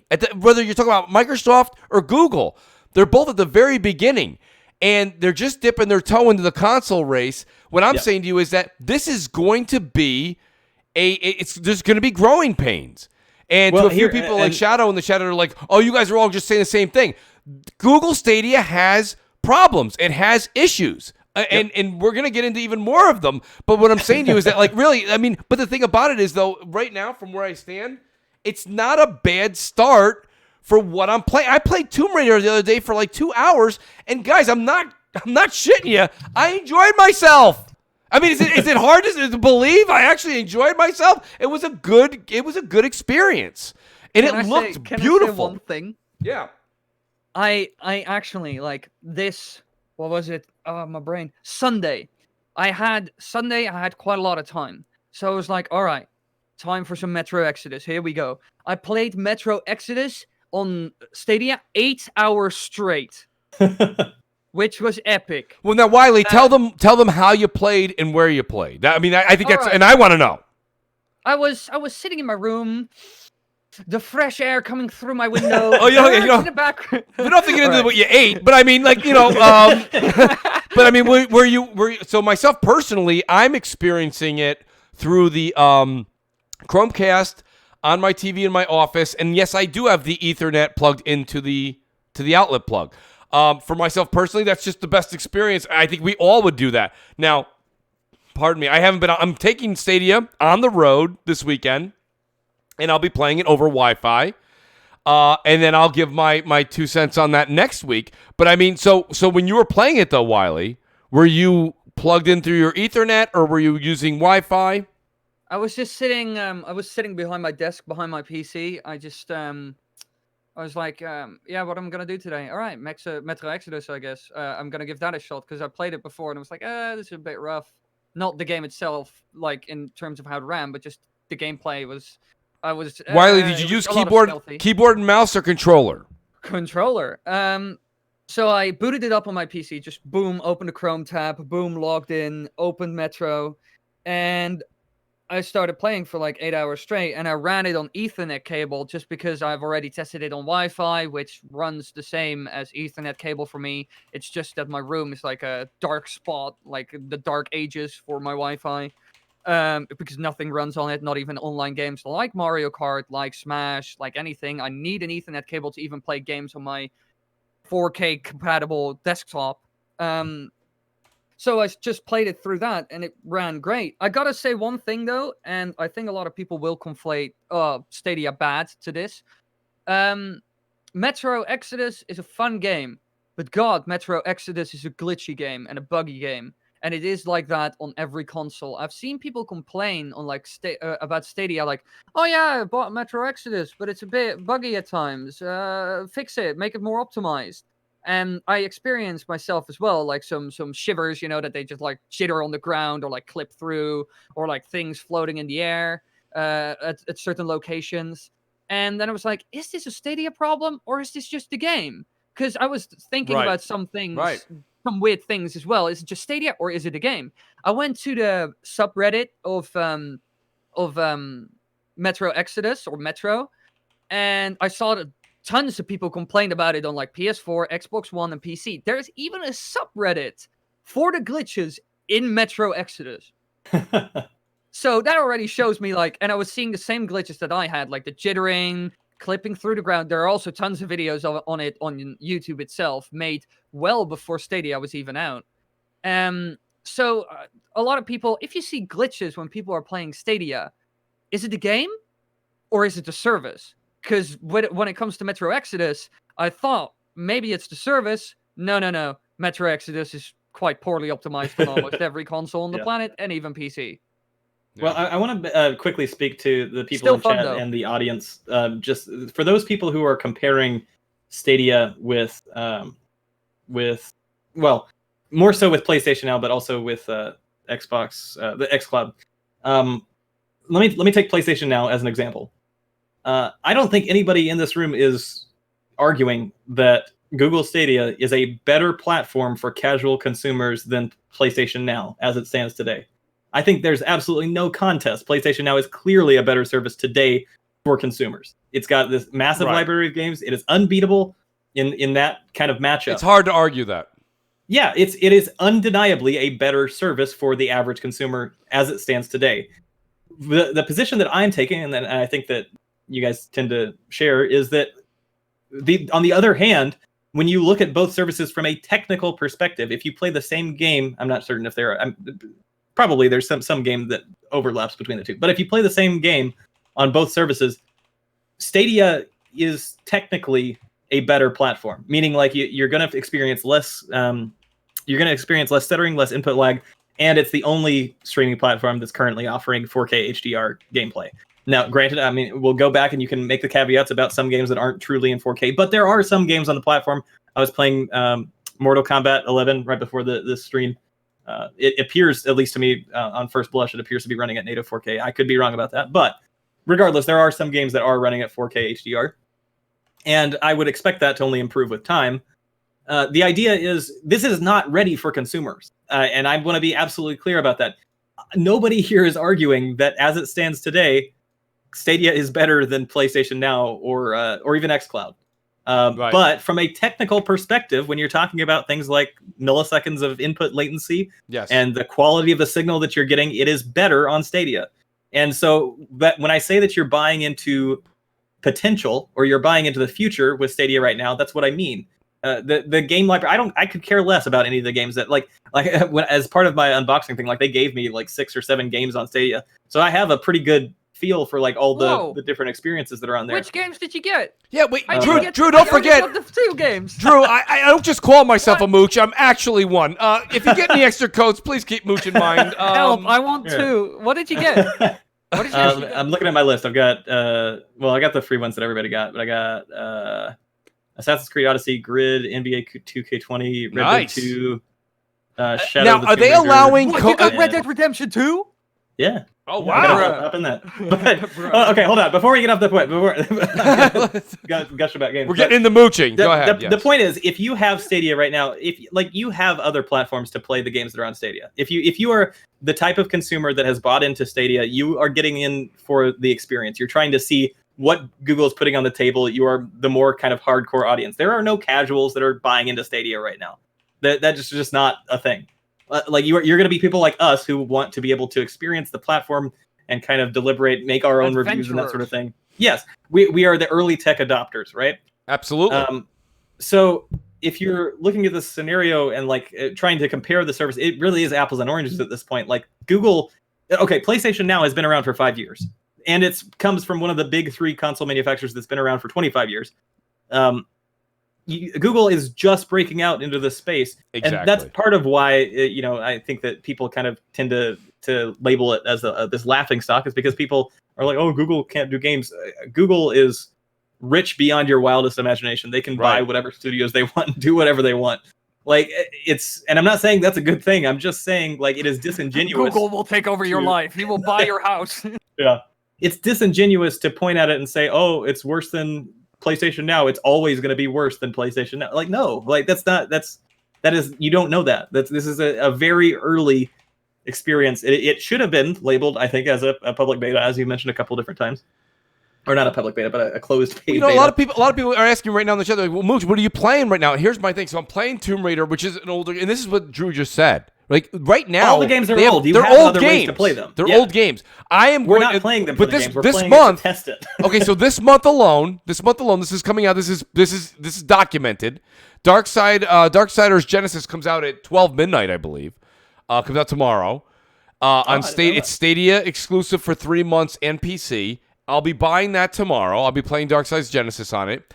And then I'll also be buying this is something you don't hear very often from the Mooch. I will be double dipping, and I will be buying Borderlands 3 on Stadia, which comes out in December. So, because I love Borderlands. I've always loved Borderlands. I'm enjoying it on my Xbox One X. It's a blast to play, but that's something that I would love to play on the go. That's a me problem. Okay, sure. So shout out to Jay Slayer, who says, Mooch, what are you playing? As of tomorrow, I'll be playing Darksiders and Tomb Raider. Now, even though Tomb Raider, you guys remember the old NBC commercials? If you haven't seen the show, it's still new to you. Well, shame on me, okay? I never played the first Tomb Raider Definitive Edition. I have it on Xbox, but I never played it. It's one of those things you bought when it was on sale. It was $12. You buy it. We're all doing that right now for Black Friday sales and the holiday sales, right? Cyber Monday. We're buying all these games. You're just adding onto your backlog. So that's one of those games I bought. It was on my backlog. I never played it. They gave it to me for free the other day. Guess what? I'm playing it. And I'm enjoying it. And guess what? It's new to me. That doesn't mean that you guys should go plunk down $129 for Tomb Raider. No. Okay, I'm not saying that. I can already buy Darksiders Genesis? Oh my god. Yeah, I don't know if it's on the market yet. It officially comes out here in the States. Just so you guys know, Wily's over in the Netherlands. But it's available tomorrow to us, December 5th, to PC and Stadia. And this is what I was saying earlier for all you guys that are here now in the chat and you weren't here earlier. Is just that, Stadia is going to play. I use the words play dirty because if you guys go back, Wily and Drew, let me just take you guys back in time real quick. Back when Microsoft played dirty to catch up and beat up Sony a little bit in the 360 era, right? They had timed exclusives with BioShock, Mass Effect, right? I mean, these big games. I believe they also had, now I'm going to forget here, but it's the not Dead Space. It's Dead Space. They had a bunch of games that they got 6 months, a year, 2 years, indefinite, okay, exclusivity. And people don't like they don't like that word right now. Everybody wants to say exclusives are just supposed to be, there's no more exclusives. But guys, like I said, if you want a Big Mac, you gotta go to McDonald's. You can't, right? You just gotta. It's what it is. We all have that. Ford is Ford, Chevy's Chevy. They have things on their respective vehicles that make them unique to that brand. And in order for Google to compete with the big dogs, while they're developing their first party, and Guilt's not a bad game. Okay, Guilt's not a bad game. But listen, Guilt is like the Max Curse of Brotherhood that came out years ago on Xbox, right? So it's okay. I'm not going to brag about it. I'm not going to tell you to spend $30 on it. But I mean, at the same time, I will tell you, if you are a Google Stadia player right now, it would behoove you. You should definitely look into Darksiders Genesis. And don't take my word for it, go look at all of the reviews. I've seen an 8.7, a 9.2, a 9.5. People are really enjoying this game. And again, it's exclusive to Stadia. It doesn't mean that you're going to go plunk down 130 for that either. But Drew, do you see my point? Wily, do you see my point that Google's got to come out there and they've got to do the Xbox 360 tactics in order to put their foot in the sand? They need a footprint. I do know totally. they have a library problem right now, that, like, for me, the first game that I'm interested in getting for Stadia is going to be Cyberpunk, early next year. And the reason that I'm interested in that is because I don't currently have. I don't think my desktop would be able to handle Cyberpunk at 4K, and I certainly, PS4 and Xbox One launch consoles don't output 4K. So I'm interested in that experience just because it's a platform that I now have entry into that will offer me that experience. That will be a superior gaming experience at home. I'm not even looking at it from the perspective of, playing on the go or anything like that. Although it is a nice plus that when I'm traveling, I will be able to access those same games with the same save files and that sort of thing. I'm more interested. My biggest draws to the platform are in the improved experience that I can get. Basically, the idea of you never have to, if you buy into Stadia, say you are just like, we'll throw up the hypothetical of this guy that does not exist, but the guy who just threw out all his consoles and totally bought into Stadia, bought 4 Stadia controllers, and he's just going whole hog in Stadia, and he's just going to buy all his games there from now on, right? This guy is going to benefit from never having to upgrade his hardware again. Like that is an interesting perspective. That's also I think that's a big plus. That's a big thing for people, that there are not going to be, these generational shifts. Like when you have a game on Stadia, you can play it as long as Stadia exists, right? And you can have, like, the next generation is going to be Stadia. Like there is no hardware upgrade. I mean, maybe it ends up that we need to get a Chromecast Ultra 2 to have 8K video or something. I don't know. But you know what I'm saying? Like, in the big scheme of things, it means that you don't have to continue to do, 5-year console updates, which is another big draw to a lot of people. But I think currently it definitely does have a library problem, at least for me. Honestly, I'm not interested in any of the games that are on Stadia right now. Other than Red Dead 2. I do want to jump into Red Dead 2. But, I'm having a hard time with the library currently, Drew, as well. I mean, right now, Tomb Raider, again, I hadn't played the first one. That's fine. I'm excited for Darksiders Genesis because I'm a huge Diablo. I played Diablo 3 on my Mac. Everybody take a seat. I know, right? I played it on my Mac. I played it on my Xbox. Right? I know. Wily's never coming on the channel again. I played it on my Mac. I played it on my 360. I played it on my Xbox One. I've played Diablo 3 so many times. That's one of the only games besides GTA 5 that I've bought so many times. So when I saw that was the art style and that was the direction they were going with, I'm like, wow. And then they were like, oh, Mooch, by the way, you're going to be able to play that 3 months earlier on Stadia. I'm like, get the hell out of here. Like, so that's a me thing. So I actually made out on that one. That's great. But yeah, the library itself right now is lacking. And I'm not going to hide behind anything. Because I want to make this crystal clear and just reiterate this again. To anybody in chat who's listening to this or in the audience, I'm not, at least personally, I'm not going to recommend to any of you to buy into Stadia today. I don't think that it's worth it for most people. I think that it's a very niche product right now. It may remain a niche product for a good long while. What I'm saying is that if you are one of these people out here who's just completely, like, because it's not that people, like, usually if there's a new platform or something that comes out, that people are uninterested in or that people think is going to fail, they just ignore it. It's something that they're not interested in. It doesn't enter their radar. But with Stadia, we see something completely different because we have people that are actively fighting against it, people that want it to fail. And my message to those people is, I'm not trying to get you to buy into Stadia. I don't care. Like you can stay off of it forever. What I'm saying is, don't sleep on it. Don't ignore it, because it is something that's going to be in the space for a while. Even if it becomes this Google Plus 2.0, we're going to be talking about it for a decade. And I think it's something to be aware of, and at least to know that it is an option for you if you choose that. That's something that if they provide some sort of value to you down the road, it might be something to try. But it's not. I guess we have a unique situation because there's almost like a moral pushback against cloud gaming as a topic, and Stadia, I feel like it's become the scapegoat for all cloud gaming. Yes. Well, shout out. Let me do a quick shout out real quick to the Matrix Gamer. Jay's helps make this show look so great behind the scenes. Jay's mod in the chat too. Jay says here, what about the people that want to stream to Twitch or YouTube at 720p 60 frames or at 1080p 60 frames at whatever he has, 5 megabits? Basically that's they're up. On the same computer network as you play on Stadia. He goes, what would you tell those people that want to do that? Does that impact? Basically, what I'd like to say to Jay, though, is I want to add to his question.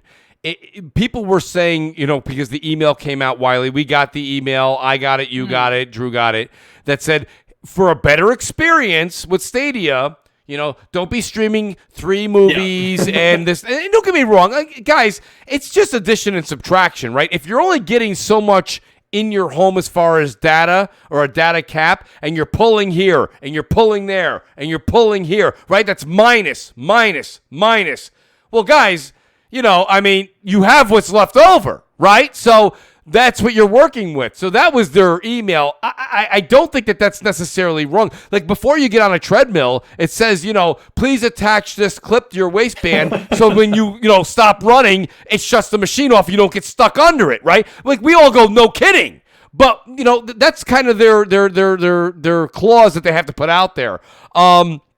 What do you guys think about that when you hear something from like Jay, Jay's a big Twitch guy. He's saying, well, if I'm doing Twitch and I'm streaming that in the house, what about somebody else who's enjoying Stadia? Is this going to conflict? Well, what I would like to do... go ahead, I've talked a lot. Go ahead. Well, I've actually had some experience with this, because not exactly streaming, but I was at a friend's place. His dad has like his own company, so he's like a gigantic building, and there's like an upper floor that we kind of converted to our own hangout spot. It has like a gigantic like screen and everything, so we can do whatever the hell we want. It's great. And I brought Stadia with me, and I was like, all right, let's give this a shot, let's try it here. And the Wi-Fi there is, I gotta say, terrible. It is yet again very spotty. We've had trouble even watching Netflix on it. So I thought, hey, let's try this. It ran, and it ran semi-terribly, to be honest. It ran at like a 4 out of 10. A lot of latency, and there were noticeable slowdowns like 40% of the time. But it ran. So we played it for a bit, and just a bit of a weird, crooked first experience for those friends of mine. But in the background, while they were just messing about with it and playing some Destiny, I was on my laptop and I was uploading a video. And every time I would refresh my Google Chrome page, because I was using the exact same Wi-Fi as them, they would just notice like a lag spike. But I gotta say that, so it depends. If you have really, really garbage internet, and I tested it there, it was a download of, I think it's because it's mostly download that will be affected when you play Stadia. Yes. I had a download of like 15 MB per second and very spotty Wi-Fi.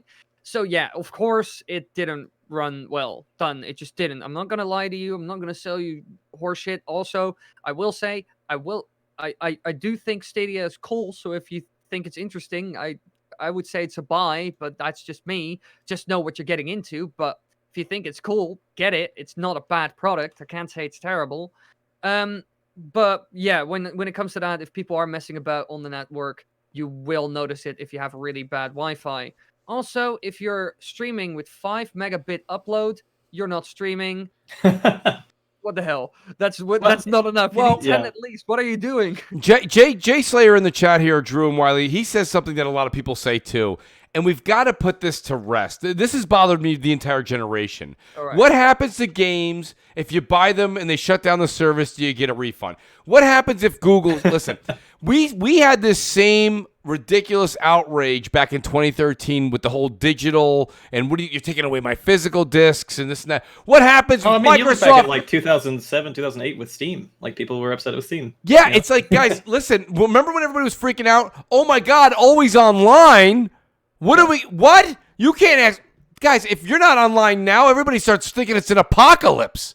So well, yeah, let me briefly speak to you talked about the streaming thing, and I think that does pull a parallel to there's kind of this argument that the technology isn't there yet, or that people don't have a reasonable enough internet connection. Like when people go on YouTube or Netflix and they see their video buffering, that immediately tells them like, oh yeah, Stadia of course won't work for me because it's already buffering on this thing that's not 4K. You know, but they fail to understand that it's a completely different technology. When you have a one-to-one connection with Google's data center, they have a completely different team that is completely removed from anybody working on YouTube. It is a very different beast. And if you experience it for yourself, I mean, I was absolutely flabbergasted to see on my network connection. Again, I'm paying $45 a month for the cheapest internet I can get at home. And I have I would say a flawless 4K experience on Stadia. And that was kind of mind-boggling to me when I first booted it up. And I'd like to briefly throw out the data that I mentioned this in my not my unboxing video, but the earlier video on my Stadia impressions was that like if you look at the public census data for internet speeds, at least in my country, in the US, if you look at the average residential internet speeds, every single state in the US has an average internet speed that is more than capable of the minimum specs of Stadia. And more than half of the states in the US have an average speed capable of 4K streaming, that 35 megabits per second threshold. But even if you live in a rural area, I am no stranger to this. I had dial-up up until, I think, 2010. Right. I'm out here in rural Kentucky. My parents are 20 minutes south, and they live off of their 4G connection on their phones because they can't get broadband internet. And Stadia doesn't work for them. And I'm not recommending Stadia to somebody like that. But there is a market for it. And to ignore that just because it's not something for you is kind of disingenuous. Again, like you may not have the budget for a new Xbox One X or a PS4 Pro. And that's okay. That's not for you because you're not in the position to have that console. Mm-hmm. In the same way that your internet infrastructure, you may be living in a rural community.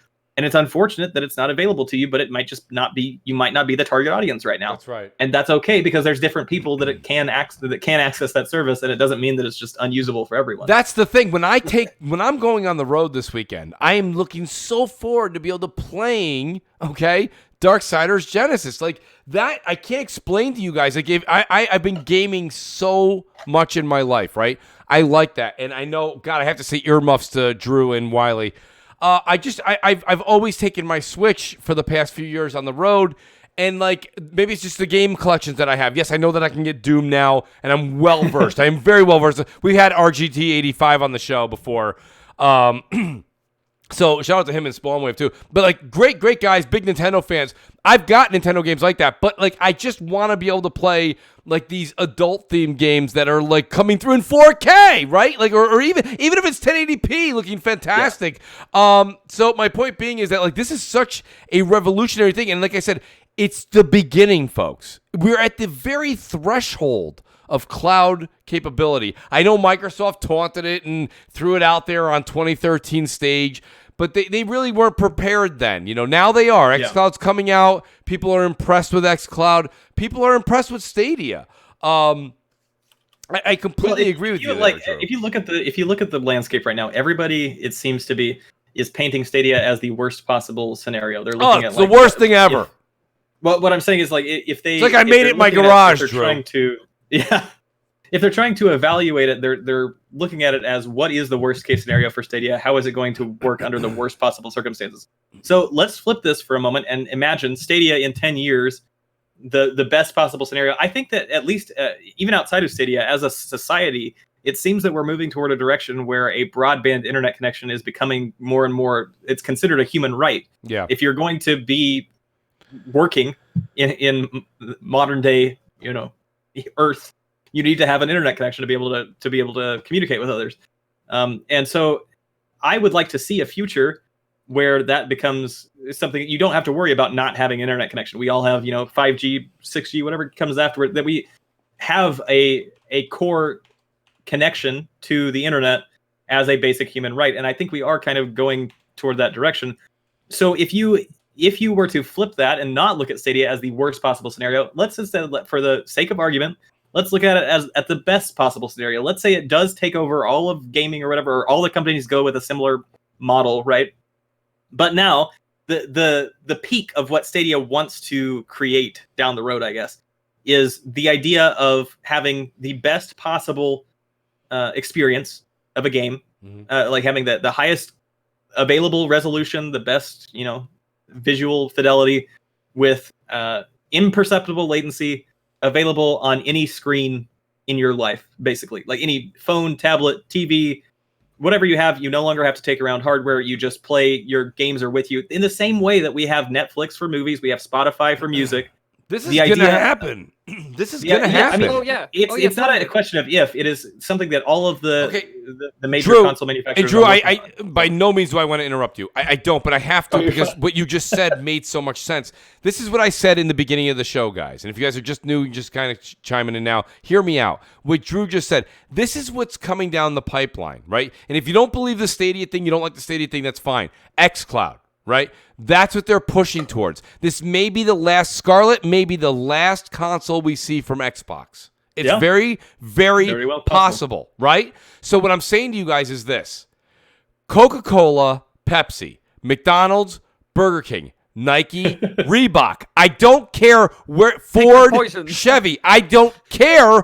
Budweiser, Coors. I don't care. My point being is we can't sit here and say, only xCloud and only Microsoft can do the cloud. Wrong. There's going to be a competitor. Yes, Stadia is coming in late. Yes, Stadia has a very small game catalog. Yes, Stadia has some oops, uh-ohs, and glitches like xCloud does right now, right? But as we progress through the future together, all of us gaming together on the road, this is going to be a viable option for many people moving forward. Now, if you say, Mooch, I'm never streaming gaming, I'm never that consumer, guess what? I'm okay with that. Everyone on this panel is okay with that. Yep. It's not for you. But what I'm saying to you is 10 years, and Drew, I really like what you did. Shame on me. Shame on Mooch for not having that question. Ideal, best case scenario 10 years down the road. Outstanding. Outstanding, right? Like, that's something you have to think about. 10 years down the road, best case scenario, do you think that only xCloud's going to be out there? What other company, Amazon, Google, Amazon, Google, they're the only ones that can compete, whether it be financially or infrastructure, with Microsoft. This is a viable option moving forward. So when people say to me, Mooch, why did you get in on the ground floor? Because I truly feel that game streaming moving forward, just like we felt digital downloads back in 2013. You want me to download a 100 gig game? Are you out of your mind? Now everyone's like, no problem. I'll just turn on my Xbox a day ahead of time. Now nobody has a problem with it. So if you had no problem with a 100 gig download of a game, talking to you, Red Dead 2, GTA 5 if you bought in late. These are big games. Halo, big games. So what I'm saying to you is, if you were that consumer before, and you were saying, I can't get behind a digital download of 100 gigs in 2013, and then in 2015, you're like, no problem. What I'm saying to you is, in 2019, if you're not that consumer now, that's fine. I'm not talking you into it. But that's the future. And do you think there's only going to be one brand, one company? No. There's not one anything. We all have competition, and it's better for you. It's better for the consumer. And this is the point I'm trying to drive home. It's not to talk you into Stadia or xCloud. It's to say that if this is the future and this is where the big companies are going towards, I myself, because I've been there since day one on the ground floor of so many consoles, I have no problem going through some of the speed bumps with Stadia. And Hey, that's been boys. my pitch. I have I've written down some stuff. I wanna I wanna Go ahead, I wanna Wiley. start off with I saw somebody in chat saying Google is the devil, which is quite ironic while using a Google service. I thought that was funny. Yeah. Right? And besides that, how like Drew mentioned the euphoric world where internet is amazing and everything. Let me introduce you to I'll give you my 2 European cents for that. Hoo-hoo. I will introduce you to the Netherlands. We have fiber optic almost everywhere. And I have a 4G plan that costs me 20 quid a month that is unlimited. So I Jealous have over here. literally the best internet on this damn planet, most likely. I gotta say, I have, for example, 250 MB up. No, 250 MB down, and like, I think 25 MB up, something like that. And that's like Okay. not even that good. And a friend of mine has 500 MB up and down, which is ridiculous. I upload videos there in like 2 seconds. It's dumb. And for example, in the Netherlands, stuff like Google Stadia, oh my god, it's a dream. It works so well. And the whole country is, for the most part, when it comes to 4G, pretty well covered. Almost everywhere, it totally works. And at home, you have like the most insane Wi-Fi you can ever imagine. And then, as my final point on closing this, like Mooch already said, it will win. We can all cry and boo and sit in the corner and everything. But like I said earlier already, stuff like quantum computers is on the horizon. And then you could think, but Wiley, I can just put a quantum computer in my household. All right, you do know that a quantum computer needs like minus 200 degrees Celsius to even run properly, just like they did at Google. Yeah. People just who are American, the lowest temperature measured on Earth was around minus 80 Celsius. So I bet you don't want the Antarctic in your bedroom just to play the newest games. So as soon as like streaming services catch up, and that will happen in about 5 years before quantum computers will really take over. And to give you an idea how powerful they are for the people who joined in later, they can do calculations that take supercomputers 10,000 years in about 200 seconds. As soon as those move into like server rooms of like Xbox, Amazon, Google, who are setting up these services, and PlayStation as well, then it's kind of over. Like, you can build the most insane PC build you ever want, but a classical computer will never beat something like a quantum computer. And the chance that that will come to consumers' homes is rather small because of the cooling necessities that it needs. Otherwise, it will just break. It will literally break. The quantum bits will just break. It won't work anymore. That's what happened with Google. They tested it for a while, and then it broke because they couldn't keep the temperature, and something went wrong. Or one of them burned out because of heat.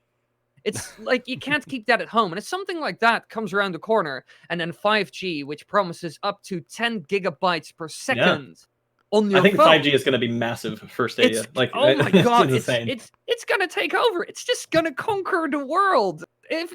And then you can have you can go to the Burger King and get your stuff, or you can go to the McDonald's. Mooch, that's a really good analogy, by the way. It's true, But it guys. will It's win. true. You know, I think will what's win. so interesting about this whole conversation is like when we look at similar situations in the past and similar scenarios, like it's never been quite so contentious, or at least it usually isn't quite this contentious. And I'd like to say, like, no matter where you are on the spectrum of like how you feel about Stadia or cloud gaming in general, like the technology is there, it's being worked on, and like I guess there's it's interesting to me from a just from the outside looking in, that this whole debate is not about the milliseconds of latency or the actual experience people are having. The debate comes down to more of like I said, like an emotional standpoint, or almost from morality, or like, you know, somebody in chat saying Google is the devil, and like it doesn't. We're not talking about this, or at least most people in this space don't seem to be talking about this in rational terms of like how it actually is functioning. How it's functioning. It's all theoretical. It's all about like, what does this mean for game preservation, which is a valid point, and it's something that we should talk about. But Drew, you made a good point in your video, though. Anybody wants to go check out Drew's channel. By the way, it's a great channel. If you look at there's no bigger physical collector that I know than you, right? And here you are, you have a zillion cartridges, for crying out loud. Well, here's my thought. Is like, if you're somebody who's listening to this right now and you're thinking Stadia is garbage, I hate it, I want it to die in a fire, whatever you feel about Stadia, if you have this vitriol against Stadia, or you just are laughing at it, you think it's a garbage service, you think it's, you're shrugging it off or whatever, you are listening to a podcast about Stadia, so it at least interests you in some sense, right? And if you're in that position, think for a moment to yourself about why you are in the position that you're in. Why is it that you are personally invested in the service's failure? And I think it kind of boils down to how people feel about it. That kind of like cloud gaming makes certain people feel icky, or like they worry about that they see things like the Google Cemetery, which, as I mentioned, I feel like that's completely disingenuous. But people see stuff like that and think that it's dangerous for gaming. But again, like I have kind of a rant that I'd like to go on, but I'm gonna leave that for toward the end. But there is I do think, from my perspective as a game collector, I have a unique, and just for people who don't know about me, I worked in the game industry for about 5 or 6 years as a game engineer, a game programmer. I came from that and started doing YouTube. So I have a background in programming, a background in game development. And I have also been my hobby has been game collecting for the majority of my life. I've been great hobby, physical games. And I think that people seem to think, especially in my sphere of people of collectors, that there's no overlap, or that it's a mutually exclusive thing. But I mean, again, as we've seen with Netflix for movies and Spotify for music, it doesn't. And maybe you guys would disagree with me on this, but even if Stadia were somehow imagine Stadia was a perfect service and launched on launch day, no hiccups, it was just amazing, and everybody started adopting it. And the people who are worried about it from like a theoretical perspective are upset because it's performing well, right? But if you think about this scenario where it's just perfect and it takes over the game industry overnight, that doesn't spell the end for physical games. In the same way that we still have movies coming out on Blu-ray and box sets of TV shows every year for the people who want to have that physical collection.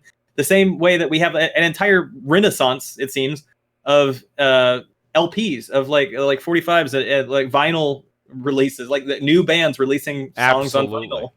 Like, because it made not something that. Yeah, it has like I said, it's got kind of this. It's like a phoenix rising from the ashes. Like, we have people who are still interested in game ownership, and if you want that to be your gaming experience, you are free to continue that. I don't think there's any scenario where, if there is a demand for physical games, do you really think that nobody's going to be making physical games? Like, if you're not the last person on earth who wants physical games, there are going to be companies that are making physical games. There's still people who are making homebrew for NES and Super Nintendo, and like there are. It's not going to go away completely. Drew, Best Buy was selling a record player last year at Christmas. I mean, I'm not kidding. I'm not kidding. I have a record player, and I'm 21. That's what I'm saying. I own records. That's an outstanding point. What the hell? I think a bit of it comes down to, and I don't want to use the word fear in the wrong way, Drew, but I think some people have a bit of a phobia. Like, same thing when we went through, again, and I have to use the 2013 reference. People were freaking out with digital content. It wasn't streaming back then. It was digital, right? Everybody was like, remember Sony? Clear, this is how you share a game, and having a disc to actually hand to your friend. Like, that was what was scaring people when Microsoft did an always online. They were going to ping, to make sure you're connected to the internet. This, like, but now everybody's welcoming that. That was 2013, not 1913, 2013, right? It wasn't that long ago. And now everybody's like, streaming will never happen, Drew. It can't. You're full of it. Well, the thing is, like, if I have the choice, I will always choose a physical game over a digital copy. Like, I am a physical collector. I like the benefits that provides me. Some people will choose to go for digital copies exclusively because they like the convenience, that they like to be able to swap games real quick. Yeah. So, but like, I have the option yes, there are certain exclusives, and you can talk about the morality of that in preservation and whatnot. Like, I can't get guilt in a physical copy if I wanted it. But the thing is, when you introduce a platform like Stadia, then on the other hand, you can give rise to experiences that couldn't exist anywhere else. So I'd like to go back to the first reveal that they made at GDC last year, or I guess it was this year. That they made the reveal, and they were explaining that by linking multiple instances of Stadia together, you can have this kind of synchronized game state amongst a massive number of players. And they gave the example of, we have battle royale games that have 100 players today. Theoretically, a developer could work on building a Stadia exclusive battle royale game that has thousands of players in a single match.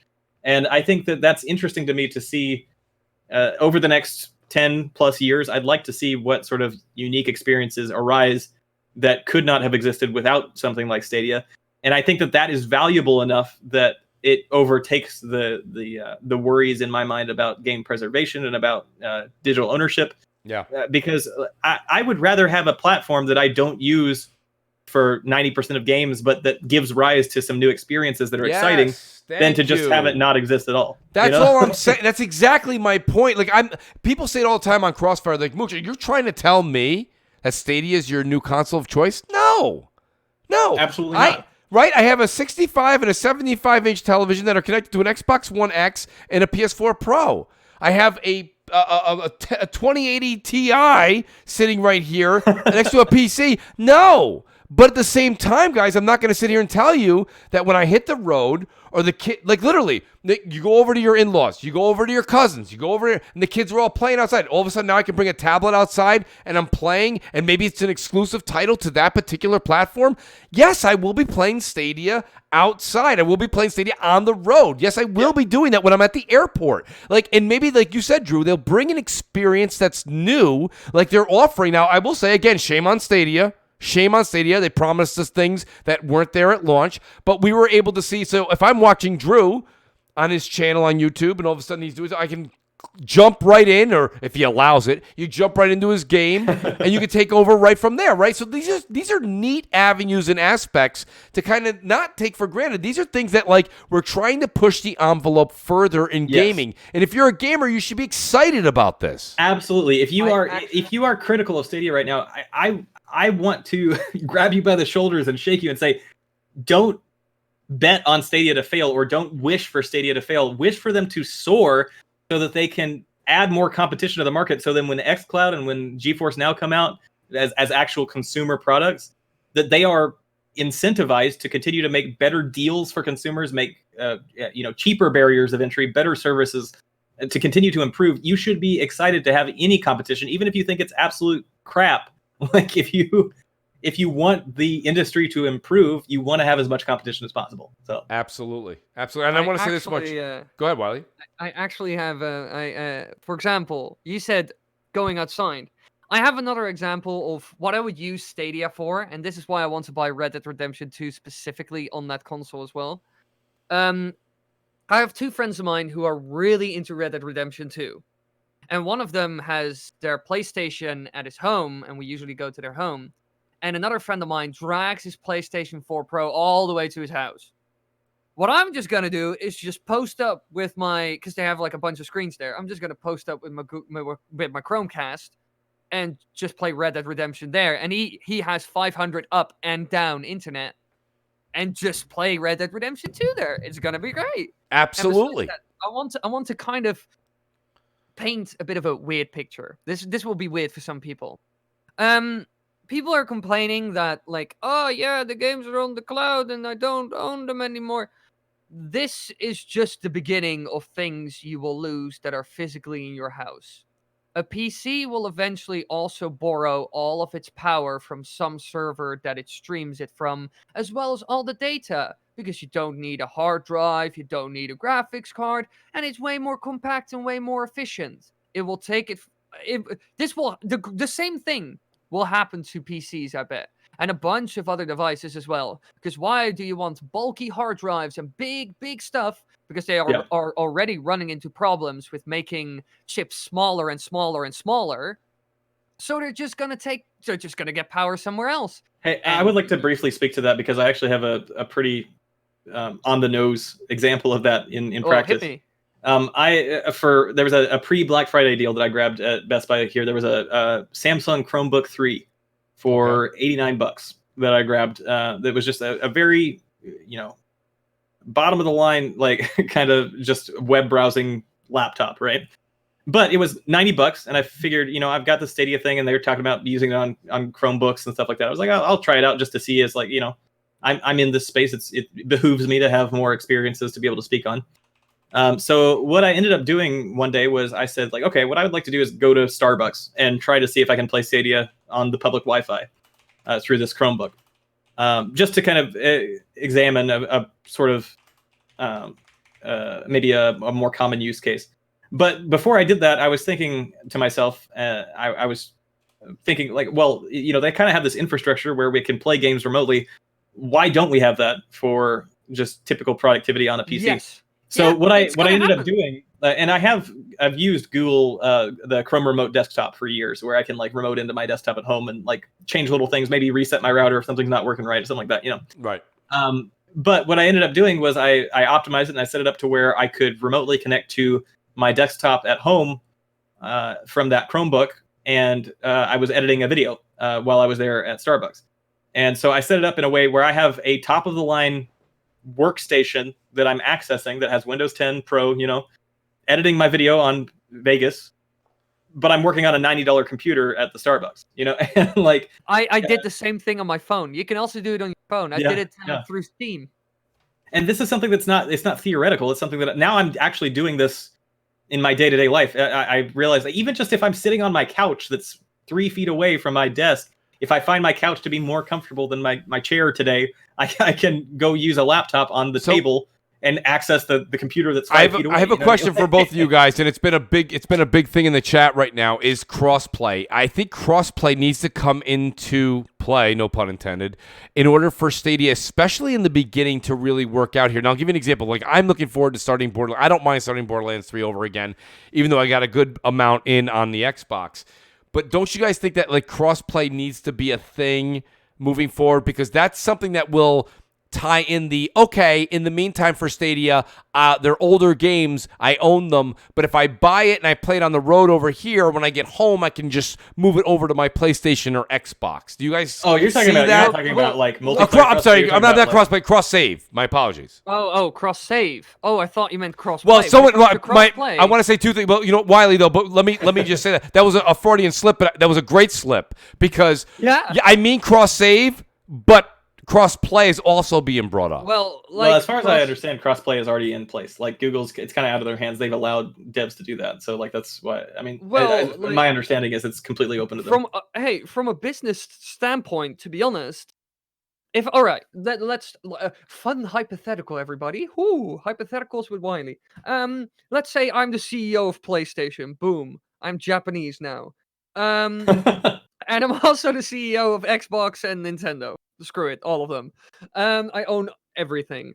Would I want to create crossplay to a new potential competitor, Google? They're powerful and they're mighty because they have YouTube and Google, which are very useful advertising units. Would I want to give them power in any way to also allow crossplay so that people don't have to specifically buy my PlayStation device, my Nintendo Switch, or Xbox One, but they can also buy Google Stadia, giving an edge to a new competitor that's coming into the market, which has a lot of money and darn tons of potential? No. I think cross saves will be a thing, though, are a thing. But here's the thing, though, Wiley, I have to interrupt you because here's the thing. Sony fought that tooth and nail, and they finally gave in. I know they've done. They've done a lot of them. So they have to eventually, no matter who it is that's trying to fight that. You made some great points, right? Google, the biggest search engine, period. Google probably, really, with video entertainment with YouTube, one of the largest, if not the largest. Great, good points, but. Let's also look at it from taking a back seat here. The consumer, us gamers, will be the ones that finally complain enough, like we did with Sony, and said you have to allow cross-play, cross-save. You have to do this. And you could see when Bungie left Activision, right? Sony waited till the 13th hour to say, we'll do it. But they had to, because consumers were going to be like, wait a minute, you're telling me I can play on PC, Steam, Xbox, and I'm going to be able to even we can even cross save on Stadia, but not on PlayStation? You would have an uproar. It would be a riot. Well, the thing is, like, while PlayStation needs to play nice with the kids in the backyard at the birthday party called Xbox and Nintendo, and that they kind of peer pressured and buckled underneath that, even though it gave them a lot of new people on PlayStation, because my God, the amount of people that I know that bought a PlayStation because Drew 10 miles over also had a PlayStation and I want to play GTA 5 with him, because I can't do that now. The amount of people that did that is, that's insane, the amount of people. But while they needed to do that with all the other kids in the backyard while they're hitting the piano, how do you call that thing filled with candy, that Mexican thing? I don't know. Piñata. Yeah. Piñata. Thanks. Like when they're doing that little game, they all need to play nice with each other. It needs to be fun. But Google just comes around the corner now. They're like the new kid on the block. Unless he gets popular, they can just bully him.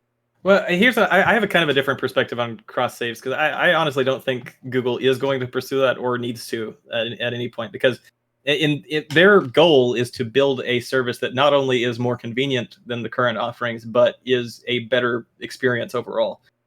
You can laugh about like the predictive inputs or whatever, the negative latency they were talking about, but this is stuff that and I can speak from a developer's perspective that it's not pie in the sky ideas. Like, they are real solutions that will appear seamless to end users. And I don't doubt when Google says that they expect to be able to have in 2 years an experience that is as responsive as a local console. And so again, while it's not what they're promising on day one, we're kind of buying in for that potential. And I think you gave the use case of bringing a game home after you've been playing it out, on the town or whatever. You come home and you want to go over to your PS4 Pro or your Xbox One X. In my case, if it's going to be the same or a better experience on Stadia, there's no reason for me to not just stay on Stadia. If it's got the same save file already, it's going to boot up in 5 seconds. I don't think I would have any interest in moving it over to another console, and I think that's ultimately what Google's goal is. But I do want to quickly, before it runs away, I did see in chat, Guapzilla mentioned, he was asking, so it's true my roommates can't use their consoles, or my girl can't stream if I want to play Stadia. There's 5 consoles, 2 tablets, and a laptop connected to my Wi-Fi. I just wanted to quickly address that and say, first of all, yes, that is an issue with any cloud streaming platform. That is not an issue that's exclusive to Stadia. And if that's the case, if you have 4 plus people in an apartment or a house on one connection, you are not in the target market. That's just not for you. We're not trying to tell you to go use it if that's your environment. Earlier, I was playing Stadia and I had a 4K stream running on my phone of a Twitch stream. And it started to cause Stadia to buffer, so I just turned it off. But I live alone, and that's like I have a 75 megabit internet connection to myself that I'm able to use it just fine. And so it could be that Stadia is not for you, and that's 100% fine.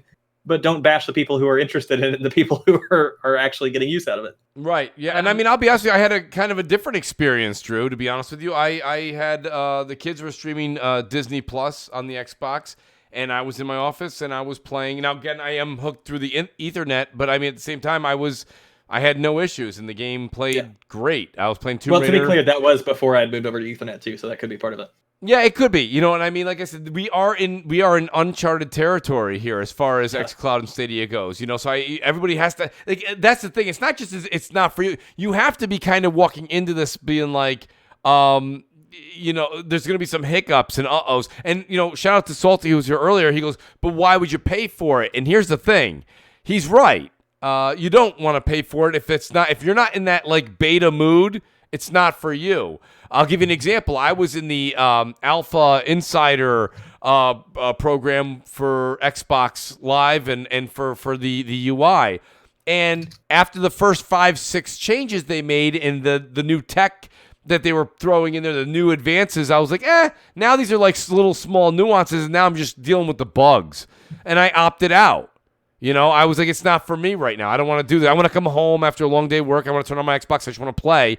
I don't want to have to reset it 3 times because I'm in the alpha program because they're going to give me a different menu selection. Like, I don't care. You know what I mean? Like, so that I opted out. So if you're not in the mood for that, I get that right now. But one of the fun things about being a part of the beta is you're a part of this community where you're like, remember when this happened? Remember when it was hard? And then you kind of, it's the same way you saw the UI grow on the Xbox, or it's the same thing with Destiny. If you're a Destiny fan, if you played Destiny when it first came out, oh my God, the grind in that game, it was brutal. It was so brutal. It turned people off. People are like, screw this game. Screw you, Bungie. I'm glad you left Microsoft. Good luck. Right? But now people are like, now people who've been with Stadia since day one, or not Stadia, pardon me, with Destiny since day one, they're like, oh, you guys don't know how hard it was. Oh, you guys got it easy now. They throw weapons at you. They throw Ingrams. They're just throwing them at you. And it's like, wow. It's like, there's such a, so it's part of that learning curve. Some people dig it. Some people don't. And I got to be honest with you guys. So, a little funny behind the scenes story here is because Wily's over in the Netherlands, and I think I don't know what time it is now. It's got to be at least I'm 3 o'clock, right? So it's 4 a.m. And I'm sitting here and I'm like, guys, it'll only be 60 minutes. And if any of you guys that are still here with it, shout out to everybody in the chat. 2 hours now. Anytime you're a part of the Mooch podcast, it goes a lot longer than expected. Jesus so Christmas. we went from 60 minutes. I kept you guys here for well over 2 hours. I want to say this much. Let me just say a few thank yous, then we'll do outros. I want to say thanks to @JMatrix76, the Matrix Gamer, for modding and helping me set everything up here on OBS. Great guy, awesome guy. His information is popping up on screen as we speak. Do take a look and hit him up if you need any help. He is here to help. He's a fantastic person in the community. I want to take a second here and also thank Sean LeBray. You guys, I have memberships now to the channel. So you can go ahead and click that join button that's right above the description. We have Mooch emojis made, or emotes that I have made for Twitch and for YouTube. So now if you're a member, you get these, and they're great. It's me yelling and screaming. It's a lot of fun. We're going to advertise it too on Friday. So great to I appreciate all the kinds of help and support I get from you guys in the chat. You guys are awesome. And let me also say this much. Thank you to this great panel. Nintendrew and Dr.Wily. You guys, honestly, are great at what you do. Drew, you gave us a little insight, not only into Stadia, but you also gave some insight into what you've done in your past and how you came to YouTube. I actually want to say shout out and thank you to Jay Hooft. Me and Jay did a show on Saturday mornings for about 6 months. And it was great, but our schedules just didn't work out because I was already doing 3 podcasts, and he was doing a lot of stuff and doing his reviews, and now he's making movies. But Jay introduced me and Drew. We did a podcast together, and me and Drew have been able to stay in communication this whole time. So, Drew, I want to start with you and say thank you very much. And I hope you'll come back on the show, not just for Stadia, but for other events that come up. I have a great show on Friday, a little public, a little shameless plug for myself, but it's a great show on Fridays that we do, and we'd love to have you on. But let people know where they can find you, and let them know where you can just kind of like subscribe and follow you on Twitter. Yeah, absolutely. So yeah, it's just Nintendrew on YouTube. That's my main outlet. But I am over at Nintendrew_ on Twitter. I'm still bitter about that, but I did get my Stadia name. You did. They gave me Nintendrew on Stadia, so I'm quite pleased about that. But that's yeah, awesome. I mean, the main thing is just YouTube. But if you want to stay up to date with just my thoughts and musings on Stadia or otherwise, I am over on Twitter. I do want to maybe I don't know if this I probably should have done this earlier, but I kind of wanted to summarize my thoughts from the perspective. No, please do. Of a game collector and a lifelong game collector at that, because I see an interesting kind of conflict in my sphere particularly. And I want to, you made kind of a parallel. I'd like to make a much older parallel for Stadia and classic gaming. And that is to me that, as games have progressed, we solve problems and we introduce new ones, right? And that's the kind of the nature of anything. But to me, the idea of with modern games, we have a current issue with day one updates and installation times and things like that. When you look back at even as recent as like the Wii, that kind of era of there wasn't a whole lot of games where you got the game and you had to wait for an hour for it to install or for it to download a bunch of updates. But as soon as we started getting internet connectivity, we had when devs were given the ability to improve upon their games after launch, that was a major shift in the gaming world. That also came along with digital distribution and things like that. And to me, the idea of waiting for a day one update or installation is kind of the modern form of having to blow in an NES cartridge to get it to work. Right. It's a hassle that comes along with the territory. And what's interesting to me is that I feel like Stadia and cloud gaming in general is solving that problem. And like you can look back at like I'm reminded of the what is the Dave Chappelle GIF that always goes modern problems require modern solutions, right? Yep. When you look at Stadia, and I'll try to wrap this up quickly. When you look at Stadia and you are trying to give it real criticisms, I feel like there's two directions you can go with that. One is the technical perspective, and I think we've talked about this here. Stadia works. It is a platform that is technologically there. You can, and like just to briefly mention, like people have talked about like, oh, it's overheating Chromecast, and I think we've mentioned this before the show, but not on the show. That's a bunch of baloney. Chromecast Ultras have been out for years, and they are meant to run hot. Now you can argue that that's a bad design or whatever, but Stadia itself is not causing Chromecast to overheat. There were one or two instances where somebody said that their Stadia game shut down, and then they went and touched the Chromecast and it was hot, but Chromecasts run hot, so you can't pull out like a causation rather than correlation from that. So what I'm trying to say is, from a technical perspective, Stadia is there. The other side that people are arguing is from a kind of a moral perspective, or like from a design perspective. I saw someone in chat mentioning the idea of having Google selling you access to a game rather than the game itself. It's this idea of game ownership, and I am painfully aware of that as a game collector. But the thing is, people don't realize, Wily, you mentioned that this is just the beginning of losing ownership of games. Yeah. I would not say it's just the beginning. I would say we're right smack dab in the middle of it. Ownership has been taken out from underneath you already. Games require updates. Cartridges are coming out that don't contain the full game on Switch. Steam, if you look at the Steam, the subscriber agreement, they have every right to revoke any one of your game licenses for any reason at any time. You explicitly do not own the software. You own a license to play it. Many titles are coming out today as digital-only releases, so then we have people like Super Rare Games and Limited Run Games making physical copies to try to combat that. And what's interesting is, like, when we added that aspect of internet connectivity, sure, it's a bad idea to sell broken games. Like, you sell a game that needs updates on day one and everybody can agree that's bad. But what's interesting with that connectivity is it allows public opinion to shape a game for the better. So when there is backlash against a thing, like we talked about Super Mario Maker, I've talked in my circles about Super Mario Maker 2, where it didn't have the ability to play online with friends, and people got real mad about that. And so now they've added that in, that sort of thing. That there are benefits to that idea that you have that internet activity, and that sort of experience wasn't possible with traditional QA testing, where you had to have the game perfect on launch day. You can't update it past that point, you know. Mm-hmm. Hey, Drew. Yeah. You're can I do my outro thingy as well? I'm so sorry. Great. Yeah, go for it. I know. It's there 4:20 a.m. Go ahead, Wily. Let me clip. give you a quick outro. I'll tell you something, Wily. Give everyone your information, and honestly, your channel's phenomenal. Let people know where they can find you, and hopefully you'll come back on the channel too, much earlier, by the way, and it'll be shorter. I promise. All right. Basically, I do a lot of Mario stuff. You can find me on YouTube under the name Dr.Wily with one L. People get that wrong a lot. Come on, it's not that hard. And you can find me on Twitter underneath the name Dr.WilyTwitta.